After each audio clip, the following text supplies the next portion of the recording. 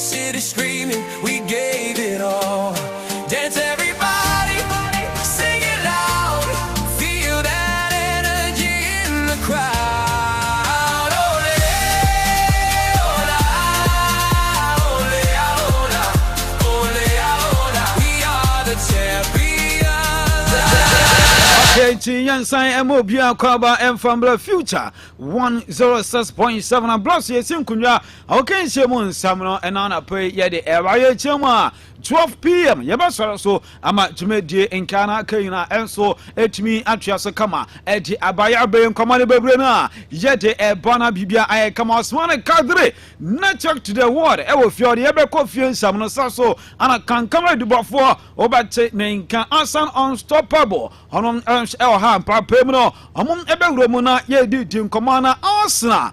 I want Kwaji Premier League, you may say, Yamiano credit celebration, Yanshan Yabosumba, Asa, among Abajo Money Ye Pana, Yabet travel across the globe, Maya, among us also Arsenal, Wobako Nigeria, Yaberomo, Ethiopia, Tanzania, Burkina Faso, Asa supporters, among our countries, among Elsoma, celebration or among Elsa, Yabadi Dinina, and come Manchester City game and La, Yaberum can come and answer among Eddie Moonsam, Elsa Banda, UEFA Europa League Grand Finale. Yes, Aston Villa versus Flyback. Yedemunsam, and so by our particular big game now. Yamia Dman Nana just 7 p.m. and on Elsa Airbus no Yabadi Dinina, and so on come on na Yasha dear Echo Hacho Folk. Yes, and Samuna our court. Na Brunis a major heart said, Tiase, na yen negotiation. Brunis a derby, open negotiation, and Kashasana, what Triamisika, Eddie and Mamiti, Trianina Guo. Na heart, any price may be 18 comma, but Nina no Mudim Commano, a more air chance said, Brunina Batias here, Nanka transfer ban, if you say, ban and all wouldn't come across, sorry, wouldn't quite for so beer. And some amount you better didn't and so I won't come more reporter. If you put be my air banner pay say I like Chris bringing about here na heart to mean as a boys you better didn't and so I won't come up Kumasa Matema Santa Quena. What is us money 8 years at the more say I'm paying for the abasa nurses and sha crab house mwa obian fini fiembra na unya ka woni baby a wode na call wife besrawa woni baby a when a quiet boarding school and my dad the crab house is quite a players no I'm raising concern and paying for no and some idea to crabia baby on my tunnel and walk cry you know did demo and commissar report night by say medium the yellow and mobile for no episode last game uncle some concline sa game no yebo TNA no and then net ebedi hun komo yebe romu pa e make sense na ebetumi cry possible ebiasida and I say any bomu Yedemunsam and so Bakokra Beku Shikeni anyway Dean Dioro through some fashebu or from Star Snake Amajeso and so Eddie I'm showing you quite Wadun Chan Fabla Bois I'm showing if you are Dumu and so Equa Dumu SMS no 0249 505043 0249 505043 what do I drink channel Tuma making can come up and so Jamaya WhatsApp so I do Tuma you're making can showing you live our YouTube and Facebook for more fine chair monjoin our YouTube not so technical inches and our Facebook no your room our YouTube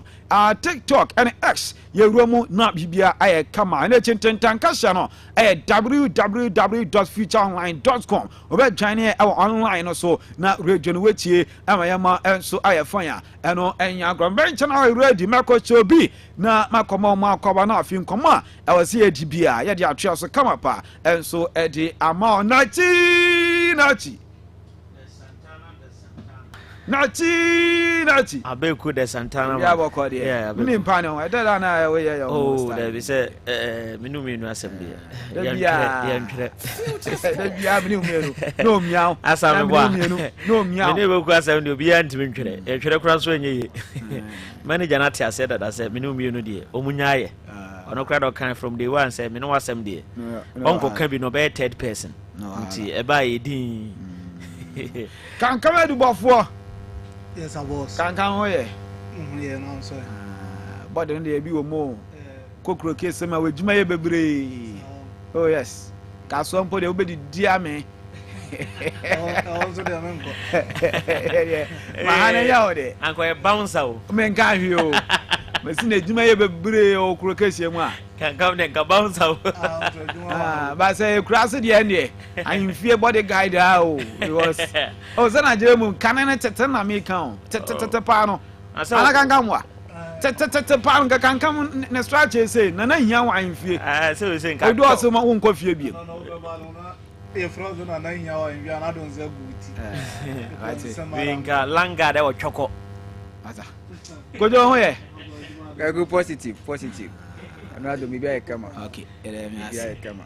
yaba Oh yes. Yaba de ah yaba na yaba Nti ade yame yaba. Ensem so ho. o nsam ho Ensem ya de so ensem na dan nsam ho ye be di nkomo Of course. ye be di nkomo pa ba ho ye dia Oh yes. e de chori am Be kama. Be kama. mo aye fa so Sao. oh na say Wadaroma. Me. Oh so. on se TV so no amasa me asan you efi ati kojo Ani kana so yin efim se. Ani kana so. asem bia na ye kan asem bia na be ni pati ai ma ye kan wa hasanka Oh that's so ni ada woni mitima. mehu nti Wehu ni tima se. say as a host no e capability as a host no So panel we members no must start here Okay. yin say ohun ni na 100% but at least obi na no say ohun say ha na okọ ti obaka so ohia ntade ati anu a ananya na nka obaka oti o se ne ho aye fe etra so ntimi nse o Oh. say no ananka obaka some me ma ko da fi de wadi me Oh, di se ka place ade na ya kan wa sam dada. Okay. Ana yesa. ba ho ye O me hu ye. okay ati mon fa question of the day no ma me wo TV no so ba we mon ma me question of the day no future highway sports question of the day na yemisa sa question answer ya kwachenie question of the day live on your screen or say who has been your outstanding player for Arsenal this season? Who has been your outstanding player for Arsenal this season? Declan Rice, David Raya, Gabriel Magalhaes, Bukayo Saka, or any other Arsenal player here wo ni no betumi de ne dia ba.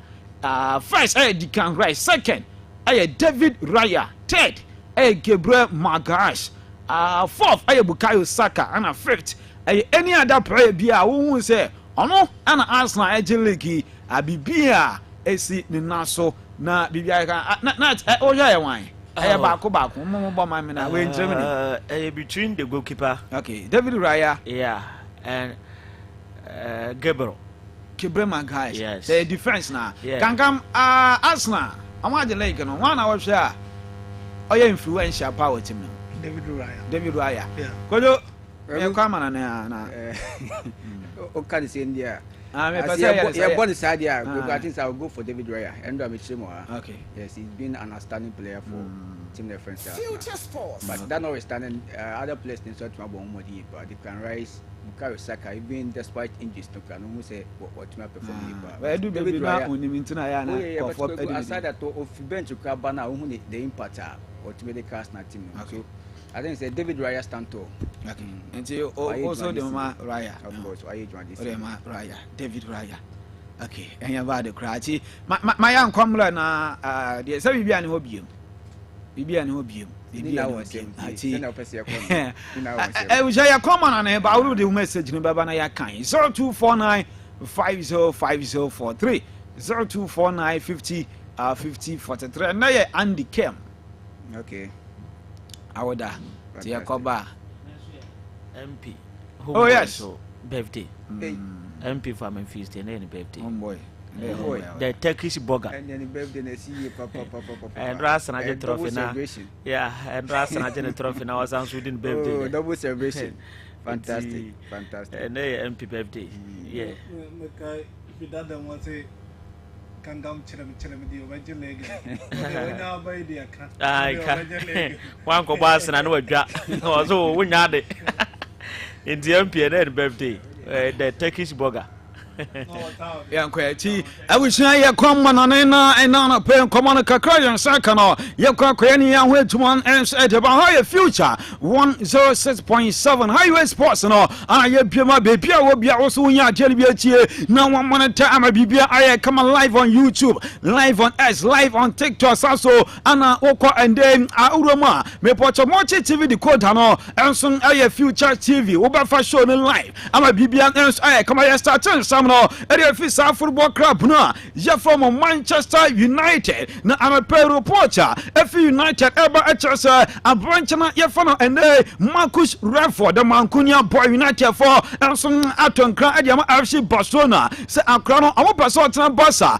aye nothing less than 30 million euros I was team no ya fa FC Barcelona amo enso to 30 na United for that say amo kra no abo na akra na bepo enso ade ama Barca ya mianu kra nie and cause amo gen more than 30 number agreement is agreement 30 million na amo enso betim euro cost ade fi san team no me pocho ya fa Barcelona e kwa say team na ya fa Barca amo ebeba negotiation ya say United fans omunjintum etim aya idasa ubetua 30 anasa no deal we enso enem command na pay no Manchester United team among else ade purchase nina ye went to else ade ma enso ewo to medias now mo mama Manchester City Jason won say enra ana me story ade ma me show videos kra ade ma say enna Wednesday ana okọ ene Manchester City among else Chelsea unveiling among else betumi ya ene Chelsea nankasa ewo store say enna ana ye bia no ya ton ama supporters no bia enso anya bia ton anda just no aye radio near live on your TV live on YouTube me pacho aye Manchester City among enso just na yama ya tuma next season among enso tumese ana ebiemu awande social media enso any TV no so ama bibia aye kama na e bleach age aye player bona ball enso edema sartim na ye fan Arsenal football club na oni say Arsenal from ekofa e bleach age enso edin free sartim na me pot ye for Crystal Palace weekend Arsenal versus Crystal Palace match say Palace for say among a guide of honor and some area massa akrana ye for Eberechi HF say Arsenal afa league e me pot tibuna ye for Crystal Palace e for so kakram enso betumi apa enso ejama mo e ma account mu enso ayede to say ana ebe kodia me pot Crystal Palace say guide of honor mo enso ebe ye ejama mo former player Oroma yefan Eberechi Eze we answering kama me pocho eba na Mikel Arteta answer to me afa like no yendi Arteta won komo MC for mama me Arteta pictures na maya nyama bebre ewo so no momfa ema me anso ewo social media so yewe na Mikel Arteta no woni say boy no wa bra power fi say Edu baby na also the agenda yefan Thomas Anderson and the light bulb answer edipa Arsenal football club remo na Osha boys no yes agenda ebetumi abomo ama link no among enso tumi ache anu amfa enwechi Arteta enso akwetire ekwakofa atie bi edibaye na obaki amre bi Arteta edi kraman enso edibaye enu ye Arsenal mo enso training ground amande Arteta club ejemse sa kraman na no edina pa no or the lack enso ediba aja matim no ye from Arsenal sa kraman na lack no enu enso tumi antentam edu baby Arsenal team no na omo ye training Arteta ekwakotua sikan edema nkrofo bi ema mo baye pickpocketing ko yesa okay Arteta Arsenal supporters no omo ye training bi e wasa Arteta ekwape de kroma ka be ka che se omo ens aye akronfo Arteta ekwatua sika enso edema ene akronfo no ama mo ba Arsenal omo enso ene training pitch na omo baye pickpocketing teacher say wo ye player na ye be training awie na wo si oh me ba mobile phone ayira ebia me smartphone ayira ebia ene me wallet bia ayira me sike bi ayira na chese ene eba intelligence woni enso enshada enda on Arteta e deploy side 33 na until enso ntumi amfa edu baby Arteta ekofa speakers e the bad trading ground ama Arsenal ye train Arteta biem adea o se boys no bebre na enso any experience intende wo ko stadium bi etese Anfield woni Liverpool e bon e wo Merseyside one ye no supporters in ye de na ano wonten na Arsenal nkora experience our form eti Arteta bedi kan enso akofo speakers ebiemu Roma chima ye form Arsenal omom enso aye training ama de no ewura boys na ntwemu sna ya wokọ big stadium na ende se wokọ akobọ game supporters no inchenche mo chance no antano enso entumi afati we mu nyina Arteta enso tumi aye here finally Arteta enso entumi akwachi ade na ye for the Premier League no we enso no kama me Porto Epa na Arsenal legend ye starting raw videos no Arsenal legenda ye for anyan right anapay me yana stories enso edema rubber enra enjoyment so na mama me video no anyan right or poppy bottles or poppy champagne with Arsenal and so supporters no our London in Mountain so a bunching one phone say or your legend one phone say or your big man a football in EGA a between ama why be baby and some our sasu so at around effort anyan right no on else a poppy champagne ama bibi and so to me come na any just some say when you said the first time around you for Mikel Arteta emu edema Arsenal the first game of boy no players Arteta na say tima Arteta ebeto omo obi ani ho omo nyina enso tumeko the only player aka no aye akrona yefan Bukayo Saka omo enso ane the only player aka Arteta ne first ever Arsenal squad omo enso tumero back here na omo goalkeeper aye Leno na omo akrona yefan Maitland Nunes so ana David Luiz aye tuma orona yefan Socrates Papa Statopoulos na peno enso aye tuma 10 time enso edema Arsenal Bukayo Saka pena aka no akrona yefan Lucas Torreira the white Ngolo Kante no obono ball edema Arsenal and we na Granit Xhaka Arsenal akrona yefan Nelson na Mesut Ozil enso na Arsenal na our strikers aye Aubameyang so ana boy na yefan Lacazette wemo ana Mikel Arteta ebeto amo enso na Arsenal ono enso edom start obia enso enu with Ori Orona yefan Bukayo Saka we enso na kama me poch eba ana pay me catch us Arsenal for no asset date and om de obaje omani na omo say 25th no ebe for ekosiada amana pay me catch us Arsenal for omo to see Sunday because Sunday no won kwa adwuma sa we are Tottenham supporters and I say we are Chelsea supporter we are West Ham United supporter what landing kromo a wo celebration ebi be fa ho sa wan makro metie mo ama wo shefia wo so watumi ati adele be na ana pay reporter mete chese edana the Manchester City supporter na ano enso kwacheche Arsenal no sa iconic picture no mon fanto sumame na yese sa picture no as supporters ne say we another TV no so omo so ma print ne kasia pa na nyame ya atuma celebration no omo enso tum awisi na obaki abro na ende team no a ye for Manchester City omo Chelsea 3-0 on the 68th minute and a supporter no ekofa botra na Arsenal for omo enso logo no ede bottle no na supporter no cheche Arsenal eno etino versus Manchester City the same supporter now on the 43rd minute no I am about at Arsenal for some two pictures see ebe combine there big banner Jamia Tuma 25th masa asem ebe si ekrom ha ama bibiam enso tuma kama now mama mi noni madwoke na enna noni madwoke ankasa wa mbobo na enra okofie no masa ne mame na busuafo ebe behia no na ekoya mofo so welcome boy no masa na anwa dimbruta yenche feeling ana noni madwake ne bushafo ena mame welcome message no na anwa di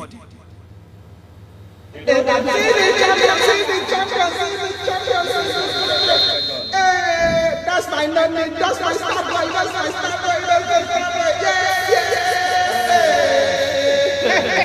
Agenda anonymous twakere ma me no chese eni jeni ageno enhwe tumi akoso radio phone mo fan China bibiam ens eye kama TV phone any social media phone I enjoy am a bibiam ens eye fine now mami Arsenal omo supporters omo Africa Ethiopia masa enra ewo Ethiopia Mochenso maza eya grow some supporters yi omom afrenyama acha brutal echena nie Ethiopia for no omom na omom celebrate enra Arsenal win no ama bibiam eya kama na videos ndia bana eba na eno Ethiopia for no say omom start some support Arsenal yende but omom nya more than 22 years no afibia no omom enso timi abotol league no afibia no omom enso timi abotol league denie ebi mu crash tie Henry ni just natural say omom enso support Arsenal team na che but enya jam for so bia anasa trophy papa bia enso timi ba enra za antemia oro na ye fa Mikel Arteta enso amanasi enra Arsenal omom enwini Premier League and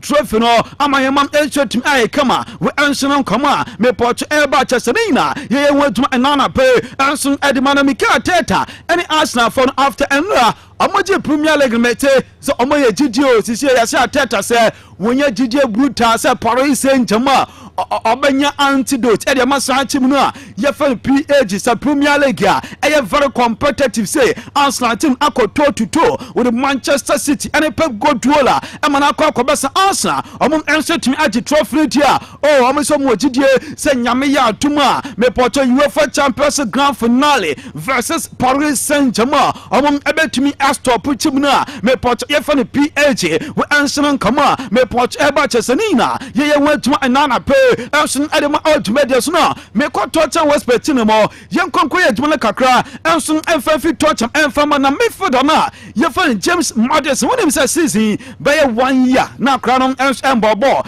by last week ya na returning ye eba start games edema team na me pot ye fa na torch na o se nyame ya edema Sunday masa ejuma hopa edikai or that thought and supporters now say with Mantia mom also to ayana just Madison says so on sura about me akasa Premier League so open best away supporters team na ye fan Tottenham Hotspur omo also supporters no omo kwa away masa omo too kind brutal omo also to edit team nechi ama team no also nyama ekoye also adma san team no ye fan Tottenham Hotspur no say edikan or supporters na cha omo inform bone ento no mom last game ready ekwambia so team na ye fa Tottenham Hotspur enso ebetumi afanwe ama yamam enso team aye kama mami Dani Carvajal enso awachieve no so na ye Carvajal ho atuma Manchester International Milano Inter Milan tibro amom age leg no still amoso mo experience Manchester Inter Milan for say summer transfer ebia Dani Carvajal we jai Real Madrid ti omo be romo na the Spanish international orona ye fon Dani Carvajal omo enso tim akwa fon Manchester way eye money njanan kasana ye fon Christian Chivo omo an identify say omo banya Dani Carvajal vi say omo pe more experienced players enso our santim na me poch and ye fon Inter Milan mo enso kama me poch eba orona ye fon Zanachi ewa Inter omo enso be bedin kama say Nico Pass eye player bono ball e de makomo oni say Akra ens aye Real Madrid player there but sanka Akra eba Inter Milan enka ebe ono owura na ye fan Zanachi ebe na debruta we enson kama e pot eba na Roberto Mancini ekodi nkomo mama me Roberto Mancini ne dia na adena yes spellet no eti mama Roberto Mancini na Roberto Mancini say Italy national team nam say sisi enya akono pa kwesi pike ni meduma bruta ya be sha na Roberto Mancini say duma no so omo de mana obache aye am say enkofo edwane say sisi the Italian national team ansu is team no omo empeso mekoti team no na Roberto Mancini say why ready anytime bia me poch Italy national team no empay form enso betumi afro baba na waba be eduma enso de match na mbo obenya 2 million sa 2 million de e wo say be to na account mansa en komano kran ebetumi asach a enu enso tumi astart na paransa so oba the youth team national team me pocho U20 U17 U23 en omom manager mo na wetumi enye players e de fin kura mo an graduate mo e de mo akosinya tinu mo we enso kama me poch eba chesenina ye wetuma enso de ma enso awetumi enso na me tisa akra na ye fo ne manu kon sisi anhwe akra no eso ma Roma for Everton if say Roma for say financial fair play adam eya kwa mo but so omo tumi aye stable dia e wo so mo ton players ni bi omo aye CCCC na nako adam ekwekosi boy na Jefferson man ko so na ko no meton na mo omo say omo ton no for financial fair play no and also enchesa wo ba ukra 20 ukra 30 masa omeja ukwan mo san ko bebia ofi ba eye 50 million euros why radio akra Jefferson man ko me porto Roma for say omo else betumi aton no we answer koma me porto epa sama me Christian Chivo me porto manager edema chiv na Jefferson Inter Milan ma say manager na ba sign new contract extension and so edema International Milan in the way no e be a long term contract and manager Jefferson Christian Chivo omo else betumi assign and so edema start of the more match agreement na aya done until June 2028 manager no omo else betumi assign na say bibia aya kama me porto until 2029 no na just a 1 year contract extension and so ebetuma tetre with salary increment ya ye ni na watuma and so at the ML our tomatoes ye kwa Juventus na yakwa kwa tuma and so our Juve and so atamanda ye beja Italy kakra nda na Juventus team match say almost a summer transfer omo price ni bi omo di sikakasia pa ekwa form omo baye omo ehunjo maye omo ambobra omo bedidi kwa agisika egomboto sa price amboa amaye mam anya kama amfama sa chibuna ye from Juventus mate sa urona ye fa Federico Gatti Juventus o metono urona ye fa Juan Cabo Juventus o metono Michel Di Gregorio omo so ometumi aton point no urona ye fa Antoine Koopmanes Juventus ne performance ansoni omo enso betumi aton Jonathan David Canada striker no among enso metono Luis Openda me potopeno Juventus among enso metono no ana ene Openda sa no obaye Luciano Spalletti onim so oyin no problem eye 4 minutes pe na dia ma no e ma na bo Juventus 4 minutes there masa out of 10 games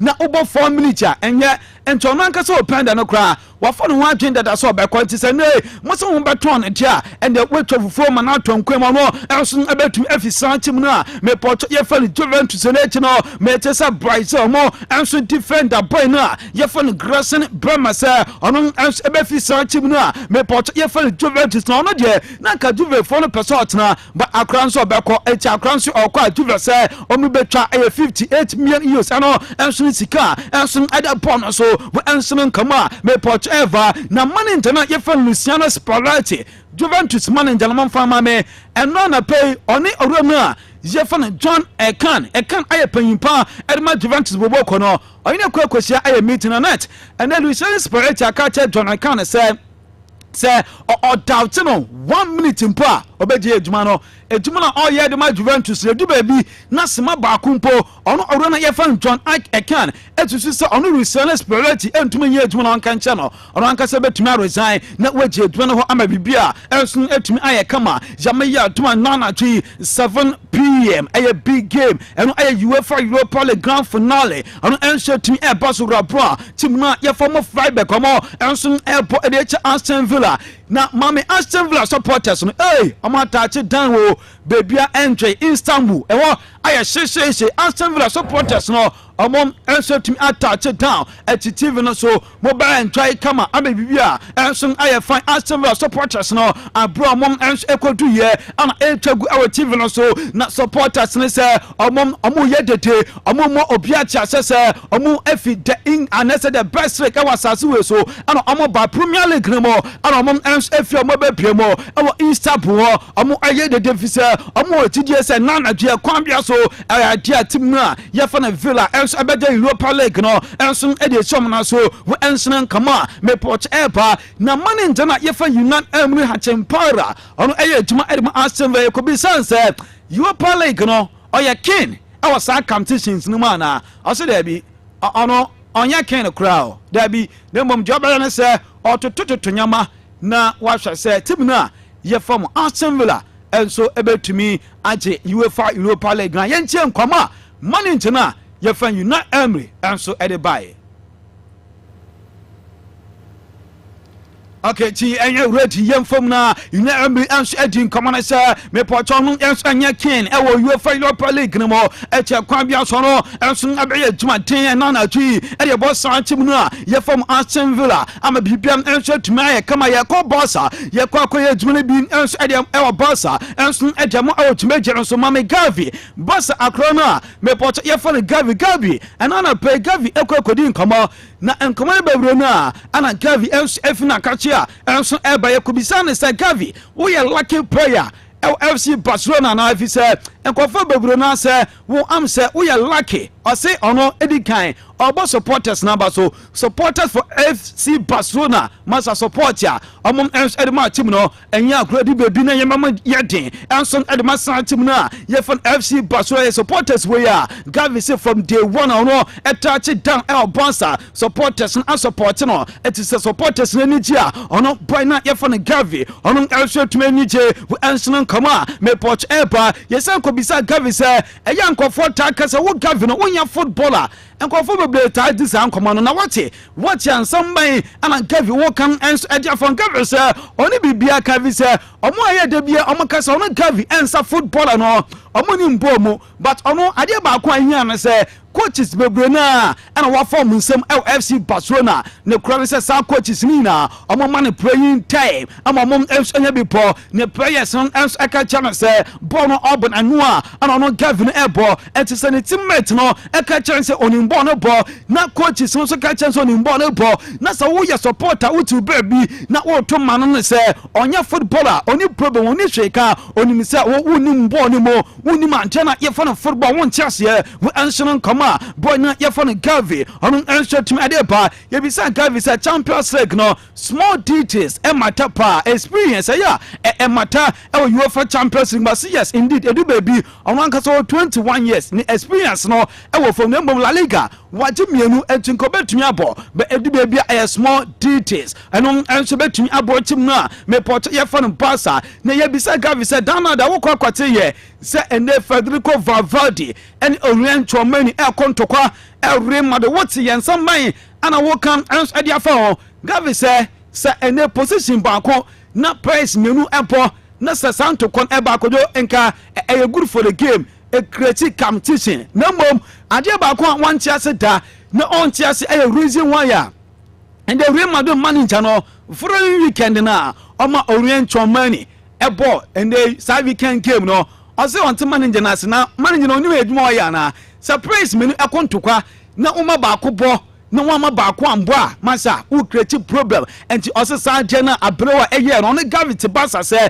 sajena faso bia so anyhow we latest me poch ebana persona for show interest our Tottenham Hotspur defender Christian Romero Romero me poch match say Tottenham for say 60 million more enso ebetumi aton Hansi Flick any deco almost say general Martin performance this season superb na mom ebenya experience na ens ababa kachim ho na Riyad Mahrez ono edwuma edema Leicester City Chelsea mu na wewe Manchester City rather we edwuma na ende Morocco na nchifi akra na say ono tama na oye edwuma edema Leicester City onya offer from Real Madrid Barca for onya offer efi Barca Manchester United onya offer efi Manchester United big teams no ebaye so omo per number Leicester City amount of mu quote ye ebo mu twa to wono na tim sakahye ne entumi na mom na ye Manchester City ana mo sika eto man kasa na ye City no pe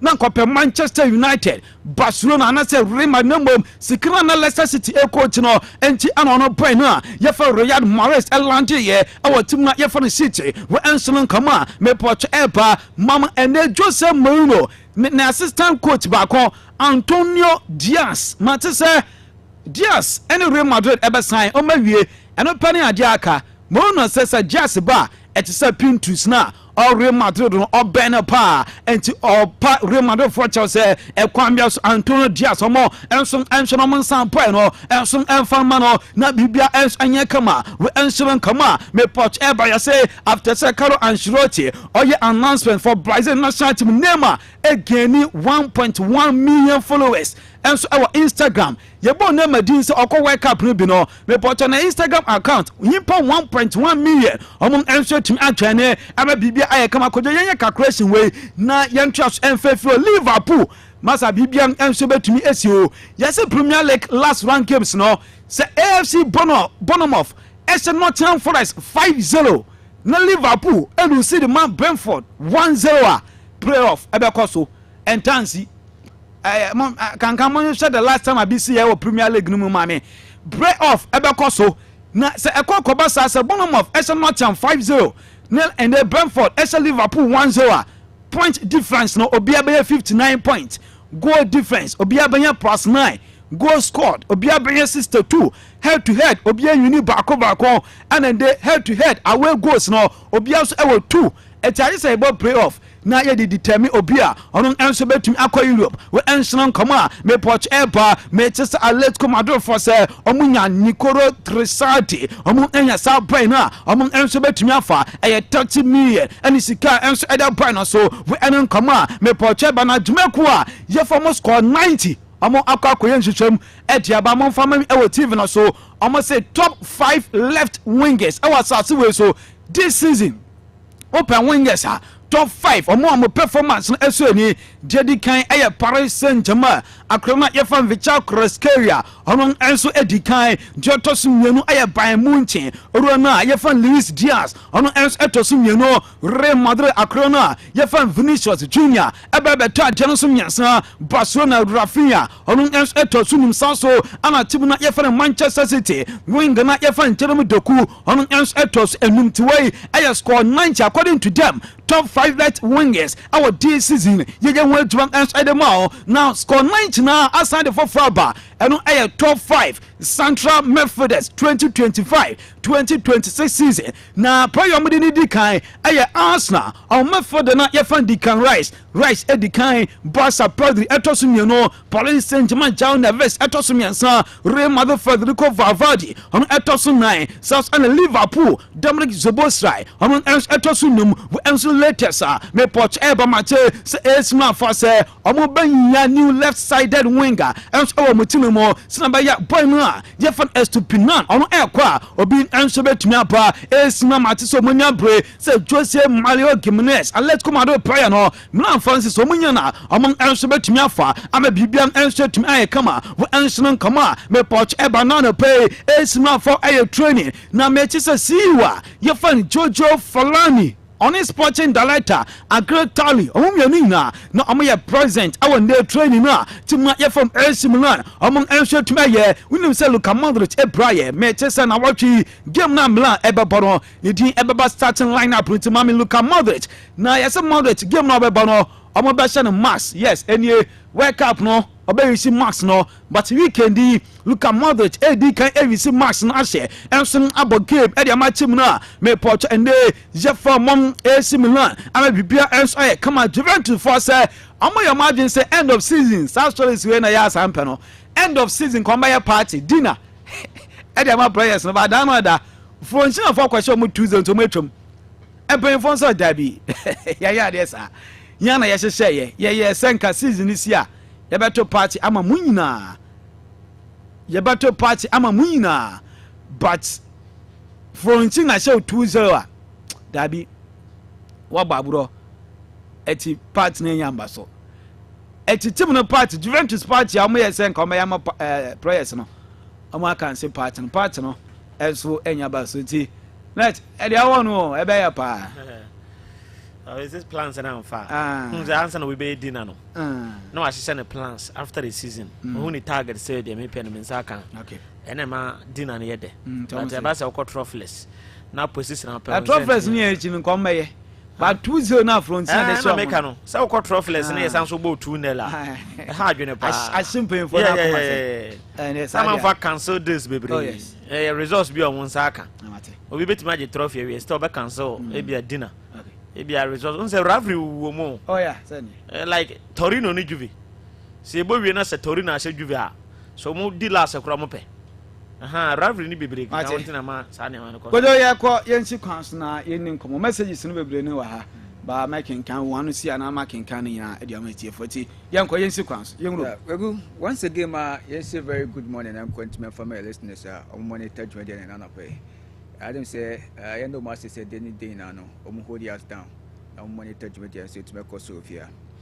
You ever started Naya Boas Navaso because my ejuma over the season and the review Mikel Arteta and then the Martin and Juma Musu to my as it stands now the champions of the English Premier League 2025-2026 edition. I didn't say they've really worked for it, and right from the word go, and Arsenal for it to make sure Moncler and Clear say this is in there, and that is on which me every day grow. So they started on a very high note. Game I think their first game was against Manchester United, and in that game, it was a statement win and nature say this season Arsenal they are on course say according to the Premier League in 20 because. Said 3 different occasions na ultimate echo and as ultimate a place second in the Premier League now.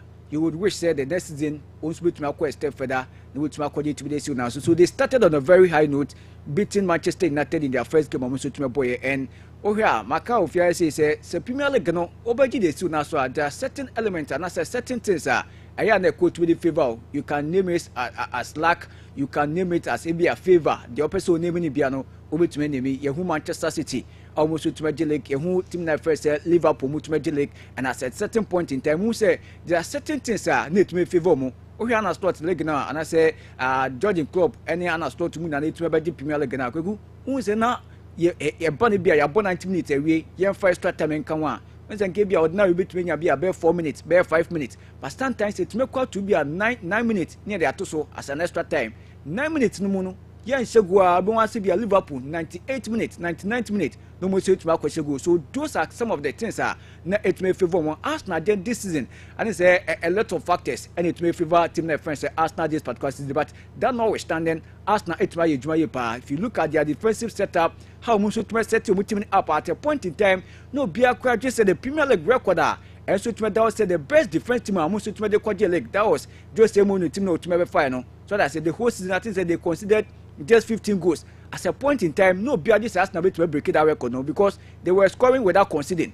No moon to make goals or moon to make concede. They were keeping clean sheet upon clean sheet. David Raya in goal post, Abrante Francis, Gabriel Saliba, they were doing a yeoman's job. No more making sure that the first no a very solid attack. No one ball cut to make cotoneta. And that is to my day. And this season, we go and not to bomb me pa. Because social games no more to my point in the number of wins almost to winning in Nana. Over to my calculator, we say 1-0 scoreline Kwegu a won on 8 different occasions. Now say 8 games and Arsenal at the 1-0 scoreline. It will win here. So many say one shall go to be break now on jam on for boy and from Matunatimo. And I knew you had to about Arsenal Yipa, Mikel Arteta and switch by because the psyche of the players no is very important.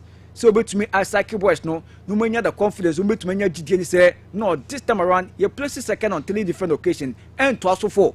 The 4th time I see to my share with my JADC and also to get those players no mind not prepare for the season no. And yeah, they say to me that from but Mikel Arteta and then the backroom staff no much my part to my psyche boys no to say the presentation we now a lot of factors and I said no man to me the go akwemo or they come here they about 20 grounds and they pickpocket for to me panina no so that's in the speakers of course so that say when there are certain values Alfred for instance so that say I want a very intimidating Oko Old Trafford Omundejao the supporters Ometin Chima Ego so and these are young chaps they are now coming up. Here Masdoma and they were the youngest ever player to win the Premier League now. Kwegu is a very young chap and he said intimidation or confidence be now says I didn't air corner so here no koja born to one or copy baby afa so that's a Yenya Ghanaian player or copy more South Africa I would say even an empty stadium or see stadium near Cassia don't want to remember so that's it. And to talk of Old Trafford, look at the size of the venue now and the United supporters no BM to make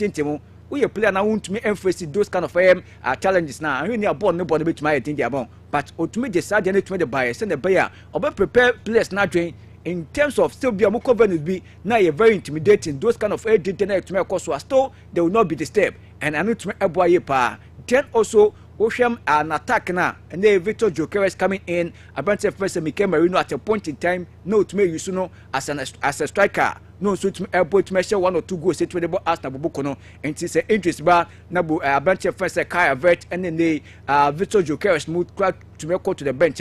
Now also to make the player Abrante first Mikel Merino at that particular position.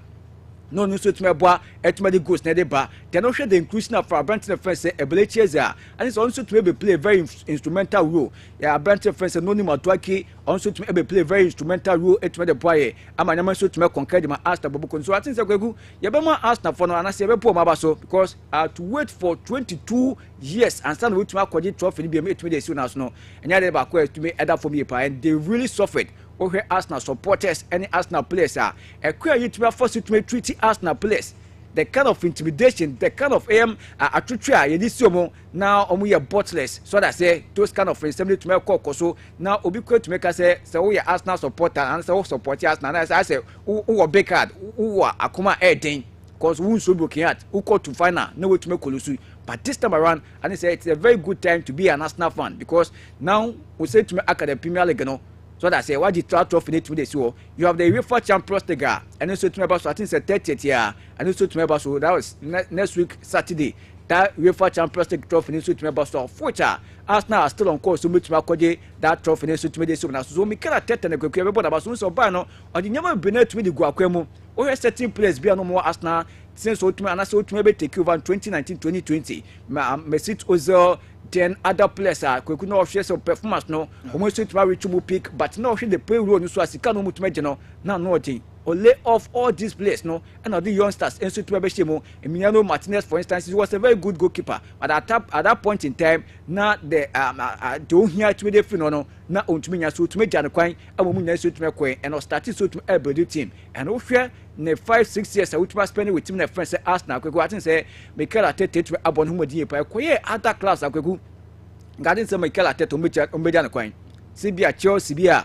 omo almost every season bia no so wa share the team so share the team so that I say almost say omunye team omu believe in rebuilding yentuma yi be 5 years in friends so 3 years in friends so yen fan building team say the bear the following season a bit to magic trophy no Chelsea is known for that Manchester United is not known for that almost every season biano they want to see trophy but and they ask na enya abotre etwi di Mikel Arteta omu man the free space to operate and omu man signing sa onu so tumi here because we no name Madueke for instance the signing for team friends Arsenal quickly to be boy pa so the Arsenal gave him the support and also to make utilize it very well and so to bomb and Arsenal are champions of the English Premier League after 22 years in the wilderness. I didn't say one thing I see to me in Nano yet to me about and I say oh your team owner I saw to mention to me because any coach be and with me this kind of timer Mikel Arteta so to me but onya and also to me like we're utilizing very well and so to me the ama and I say I'm Arsenal the trophy now musu to me here no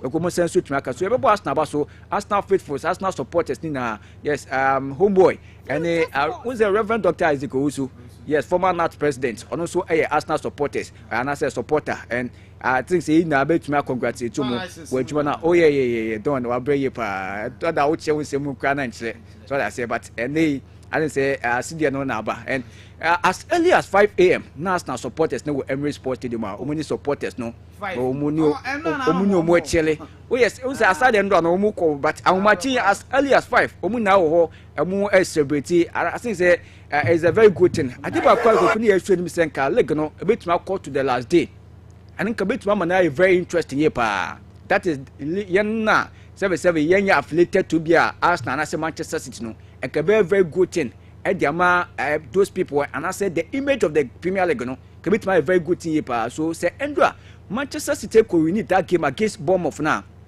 then the league will be decided on Sunday SARS na bit to Crystal Palace no with my JDC now so but by virtue of Bournemouth any draw against Manchester City no I don't know Arsenal for without kicking a ball can kuku almost to my Premier League intimidation now so I think the factors no also we hear the Premier League now United entry coming to the party in term almost starting so much to me epic up on Arsenal kuku no to be equal kra then also Manchester City almost to me starting season here but at a point in time almost to me starting so much to me coming up and Arsenal it mean no more draw and I think say no so to me bomb here last minute and Gabriel Magalhaes I think say 90+3 and the Gable to be near die equalizer no it will my team friends Arsenal and no it me boa ma Arsenal almost to make sure say still almost make keep and the league log and almost at the top of the table no then you best start 2026 can say 2025 2026 and I said from January 2026 and it's one and nyama started say ko boni to the team friends Manchester City because from December they bano omo peja ye pa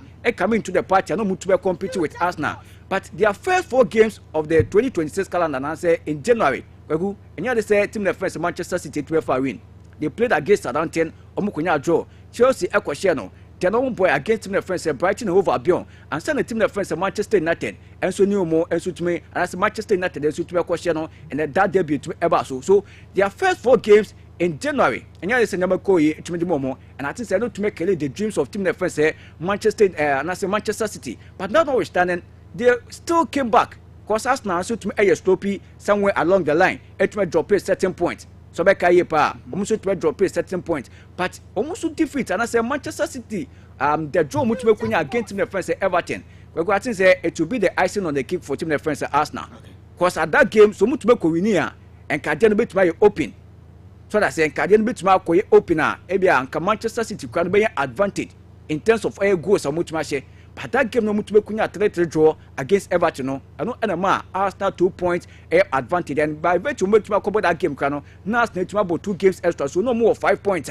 almost to me the lead team friends Manchester City so I think say Arsenal try ejuma but other factors stated and America no and so to abom ye pa be ohwem ekwan mo fa so to me so mo free kicks and as mo set pieces goals now ordinary those kind of air goals no most of them kweku and came to me jina say emrama Premier League na it ma govern all this one no say no yejuma and ke bianca goals ni bi wa entuma den entuma stand and we share certain incidents bi tuma kokko so we ka Manchester City bi na tuma to dwa no yenya high bat wo mo so be ka yi pa Gabriel Magalhaes ekopim Erling Haaland or the high bat no that game kweku out any given day I didn't say a red card but that incident don't so tuma work free Zena Brony Baka say ups and down. Of course. There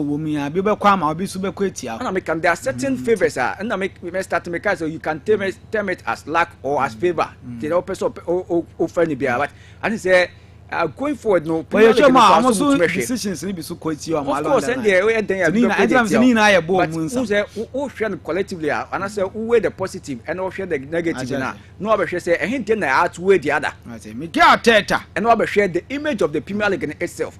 Into those kind of goals now, this season, you allow Maneko, next season, are we going to allow those kind of goals? No, so say, and also you are there to maybe say, because from 2 seasons coming on, those kind of goals, no, and can be a bit more instant, and a bit also be a foul 8 minutes, but in all, I think the Arsenal tomorrow more than we cannot take anything away from them. They are the deserving winners of the Premier League this particular season because Chelsea did not come into the party, Man City did not come into the party, Manchester United, Liverpool, Omunano, and coming into the party. So Arsenal, more than and yes, Roberto, and so the first ever player. Yes, Premier League was a coach already Premier League. Fantastic. So funny, no. Southampton story is very sad. Southampton almost story is very sad. When the last season and I relegated to Oboko People Championship when Omoko Monson to Bankoda, Omakobo Modipa, Oshamo leg log in the championship leg log in the I think say Omu police fought our championship in the more qualified for playoff and playoff no Kwaku, Omabo semi finals near we are more qualified to final. And think Omo Bebo final, Wembley. The obey we need final no. Or qualify back to the Premier League. But Omoko back no, Omo will say in the semi-finals games net, and I say in the playoff games net to me to Johnny Nano. I say cheating bit to me so. Omo analyst and I say technical team ni bi o members ni bi o Omoko opponents no training grounds. Now say training session no air course no more record it. Then almost to my coach na say to my coach tactics. Fantastic. So that say so it is not only one game. It is not only one game against Middlesbrough. Against him the first say Israel Town. Create the same thing. But Kogu Middlesbrough for na lunch complain no. So omo na boss semi final no. And so omo na call odi complain say the first like 3 days to the game no. And omo say Saspire no Kogu wabo mu training grounds wa and I say watete a ultimate video mu games na and I say mu training session to me course no and omo call report here. So initial report about and I say sanction by no ye choma so that say and am pe no omo di ma individual prosecutor. So to me anya hwehwemo no say sem na Middlesbrough for na diaba no kwa bi wom And I say, fantastic. Fantastic. I got tell you it now. Training grounds. Technical team no. Fantastic. No, Shebe bia no we twa, obi training, we twa. And kwekwe so every team emra no allow for that. Say bia obekwa course pa na so obekwa open training grounds no we could the training session na wo dey akoya tactics there be yanya nisa. And na team bi kra ba okru mu a. Sure. Ye man central for kra anko training. Of course. Oh yeah, international games 30 minutes bi a. Ye bie eno for 30 minutes. Empo be warm up no. And e be mo akwohwe warm up no bi. Before the game no, e bia say ball no ye china. Ende team no ye training da. Oh, I be close doors. Fantastic. But Nadia now maybe be 30 minutes. I'm a media.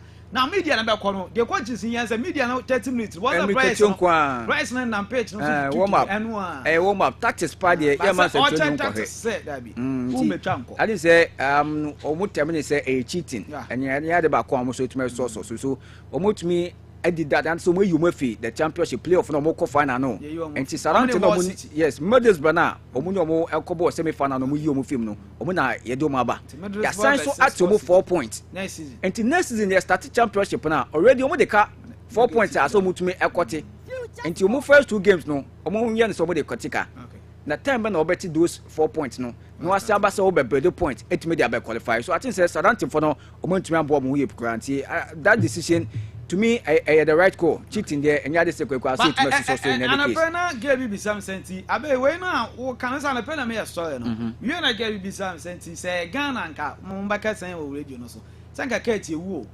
sanka yen fan say e bi akotoko and say heart bi oh kwabo match because e FIFA law some na baby amra on dey enche adwo wo wa kwahye baby e video na e fene say ade wa we enti FA Cup final woni dreams na ebo o ya ma wonbo e say emra kwaku e emra ye na ya jatuma e govern football no enti se baby emra wo de ye nche adwen enya ho na okọ che wadwen na madwen ntimi susu se da bi emra ne da ho enti se emra ne deal there asem bi enu so whether we have to focus ye kotoko na say we whatever na se emra ne deal I don't think say adwen che bia wo Debbie sympathy bi no but ye fa ye ha na say ye pese because of minimum say patronage or say sponsorship na certain class bi wa ye pese unsan kai say Ghana en kai issue ni kan kai bi an kai ma bonten and I say before be ba bonten kan kai bi ya fa na na agbawi say I go the issue say ya bro chan kai bi a second division na ye ka so ankono kran kai be good team no of course so I think say ye dey won ko second division na bi mi bo e fi na chi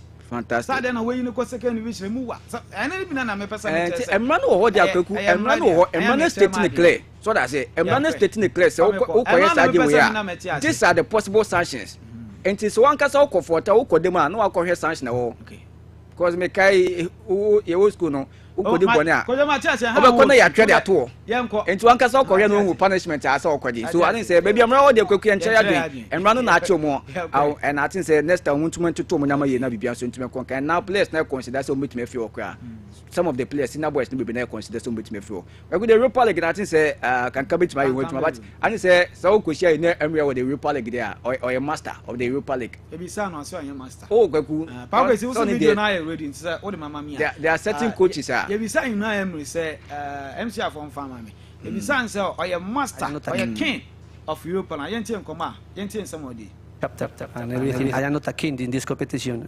I am now again with Aston Villa in a new chapter, and everything I did is done, and of course is there in that moment. But with it, I am not winning tomorrow. I need to win tomorrow with the player we are now, with Aston Villa now, with the opponent we will face tomorrow. Now is a new way, a new moment. And hopefully a new era. Oh yeah. Say anybody be an team for. Also on your king. Yeah, there are certain players no war what you see no. Well, I never going to say no there are certain people they will not admit say baby o no as or a camp no. But do share the lives of Ronaldo na no the only can also a master on. So that say onu so what that did no. That is how I am to motivate no. O share you no could be say do you think you are the best player in the world? Or catch you say they be. But Ronaldo will tell you say oh no you are the best. So you know me looking at his track record as far as the Europa League is concerned. Look at the number of matches which I think it's 115 games, winning 71 of them. And over the finals, which 5 finals, winning 4 and losing 1. I think the one was at Arsenal and Utumeko lose that Europa League trophy. So he's a master when it comes to the Europa League, winning back to back with Sevilla and I think say now facing team the first Freiburg and over Freiburg any English opponent I na English opponent no our advantage 10 times to me akos no I na English for it to me and I say England for it to me we on 8 different occasions, so just 2 occasions per and it me call the German opponents. So I think team the French Aston Villa stand tall looking at what they were doing even in the Premier League no near Shesebia second position can almost made no almost stand tall led by Emery almost to my to my coach man to me we never be so to my conquer. So this Europa League once again Emery I foresee him so much my age one, but Freiburg almost first time and I say first time in so many years and almost to me back to the Europa League final no they will also like to fancy their chances, but I still say in all team the French Aston Villa to me stand tall to my so much my age one to my GD so na so my man so to my conquer achi asana what if you fight using your hands, in my view the coach should not let you play the next game. If it's true, in my opinion, it was a mistake to play Chomani in El Clasico, but I do not know what really happened. On a mundo, Deportivo Focodi in Como, and as I'm Como, so El Corso, Gavi say, I'm the coach, and obi team wasem o ba say ko bisa ya na ye ko bisa and ye ko bisa enkola na de man wan say obisa no on ya no say bebele wo obi wo be ka cho sem fa no ana me say em na wo prayers no ozim no on wa ka say Gavi ni predwum no Rafinha mo no sometimes o be ka cho say wo e Madrid case e me the Barca din the fa me wo ben so that say but at that particular moment no between Abrante friends and Chomani and Federico Valverde no now why na what the strength to beat me abo. Because report net say Federico Valverde can go to hospital and I say so coming to that particular game let me sure say or you fully fit obet about that particular game but not your money no on the so that for so squad na ba na am say Sagana for you say yen price you betumi do quarter na some media and as well as so betumi aka so make fan na bi na bibia come we say mami ba ko na kankam mbla ba ko pe na kankam edubo 4M no say my name is Fleshios, watching you live at Doma and Inkro. Please, any update on Lami Yama?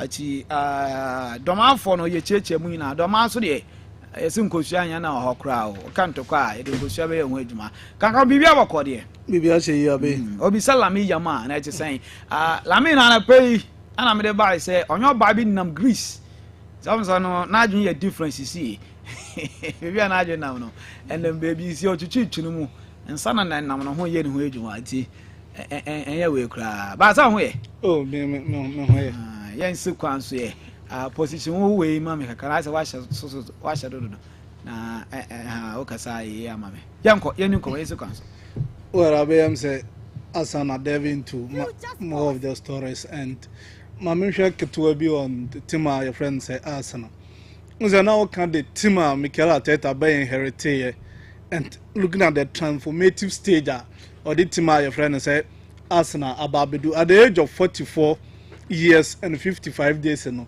otumi transforming the Arsenal setup on the PK or inside that obe really pictures no there no am dem no together with another no amame some of the things I ma Arsenal abe omu to me e win the league no one over for the defensive aspect of the whole thing and okay the defensive aspect now obe ball Gabriel Magalhaes and William Saliba Basso.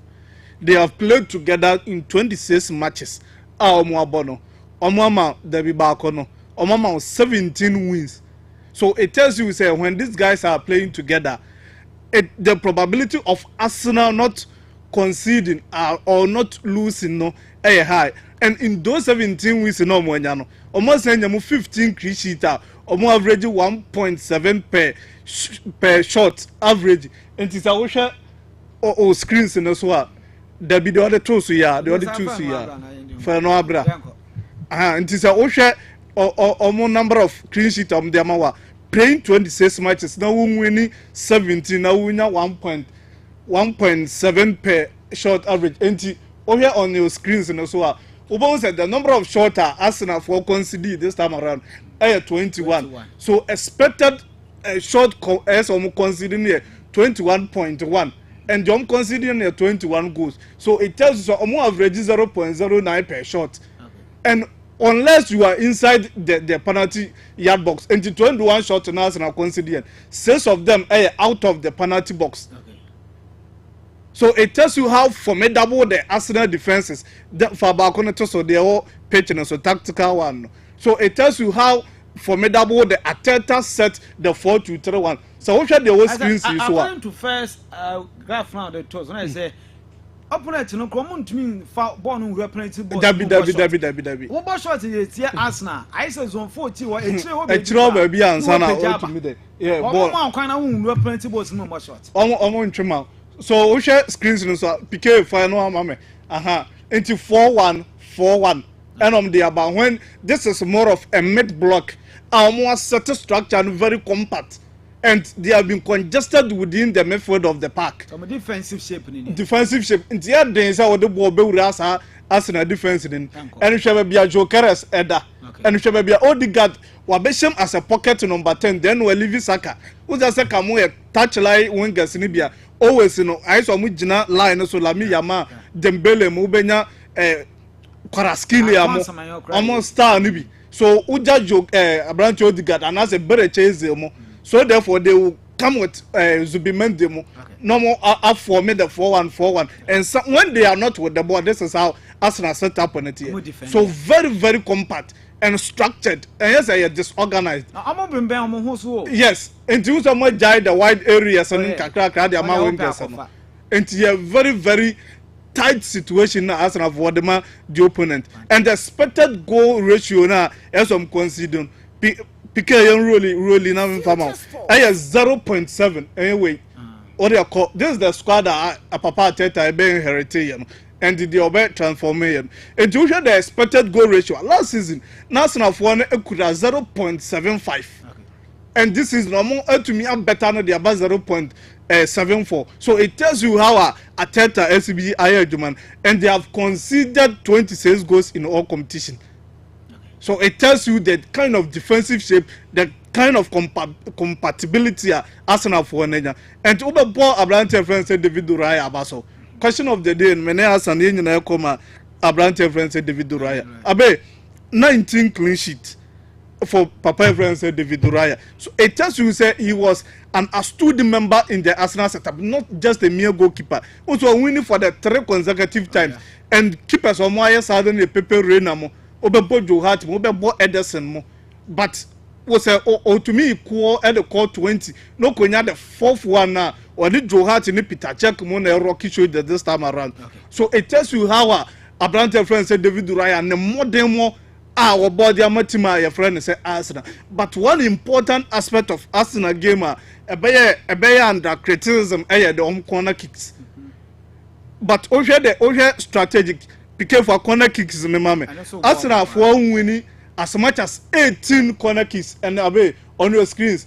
Omonya 209 corners and omonya the short ones unse over Arona the aye ashenoye short passes are omo boy and 18 goes rather from inside corners and outside over the 60-yard box in anymore penalty box in anymore. As much as 7 and I shall so how almost be bomb corners within goalkeeper so therefore they can wrestle with the goalkeeper and the defense and 209 corner kicks on board to me bomb 175 and the 6-yard box in man. It tells you that this is more of a rehearsed trainer training grounds and park. So then you can talk of Abrante friends Victor Gyökeres. Last season Arsenal ball league in Wien, no more than Liverpool with 10 points, difference of 10 goals. So it tells you the depth are more the buy this time around. So for me to say Gyökeres, the number of goals our share was Sporting CP. No about Arsenal in the first season, almost 14 EPL goals. It tells you say Arsenal Juma within their attacking phase. In as much as say Omokofa and Kapiemo and Abrante Calafiori with the Abeshe Chironum and Nimons Juma. So in the absence of Abrante friends Bukayo Saka, now Noni Madueka and more of a like for like there, but the qualities AI is similar because in terms of 1v1 isolation, Omuninado Beko. So pen number 10 so we Odegaard as a pocket number 10 now boy Bereche Eza even creativity aspect in terms of goals, a better check the Bema more than a brand to your friends Odiga. And that's how the nature of the EPL, the physicality aspect, you know, a better check was sort of the chair brand to your friends Odegaard. But just that Odegaard is the captain of the Arsenal setup.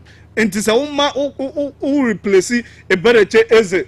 And as Odegaard with Eza, it means that you have upgraded the number 10 role. Okay. And even in the absence of those two in the crowd, who can have it, what about the number 10 role? Who say, Obetumi abo. Even at Leverkusen, no one ever vet mo, Julian Brandt mo, and I demand the Leverkusen. Into a bus and a Chelsea, no, ne goal scoring abilities, and to me pushing no me as force 9. Of which I will call the German national team, they also abducted him and play him as a first line because not to move and Mona and almost no Chelsea for no and to me and get results. It took care to come in to rescue one of your friends and Messi Mount. So that's the more reason why in Mount Echo Tima, your friends at Manchester United, now Chelsea for 1 year. So play him even as auxiliary striker, even as a number 9. He flourished under the system very, very well. And Abraham Jefferson, Gabriel Martinelli, Leandro Trossard also competing for one particular spot. When a Grand Porter, I went to my friends at Brighton. The squad na nkasa na ne anim se omo ebobo no na de spearhead omo Abraham Jefferson Leandro Trossard because got to a point okwa na Chelsea for open into Ubo Pascal Gross mo Ubo Moise Caicedo mo Ubebo McAllister mo then you mention Abraham Jefferson Leandro Trossard and what the copy mo asra but okoye no na for this season what to me gain confidence na mo de mon eso ani Gabriel Jesus modern mono and then the injuries and then the ups and downs and then to me the Gabriel Jesus that we wanted to know because the free flowing number 9 Benzema must star and be and what the bread to my friends Arsenal. But injuries to me until last season your ball league in the way now no more 10 goals behind Tima your friend is Liverpool.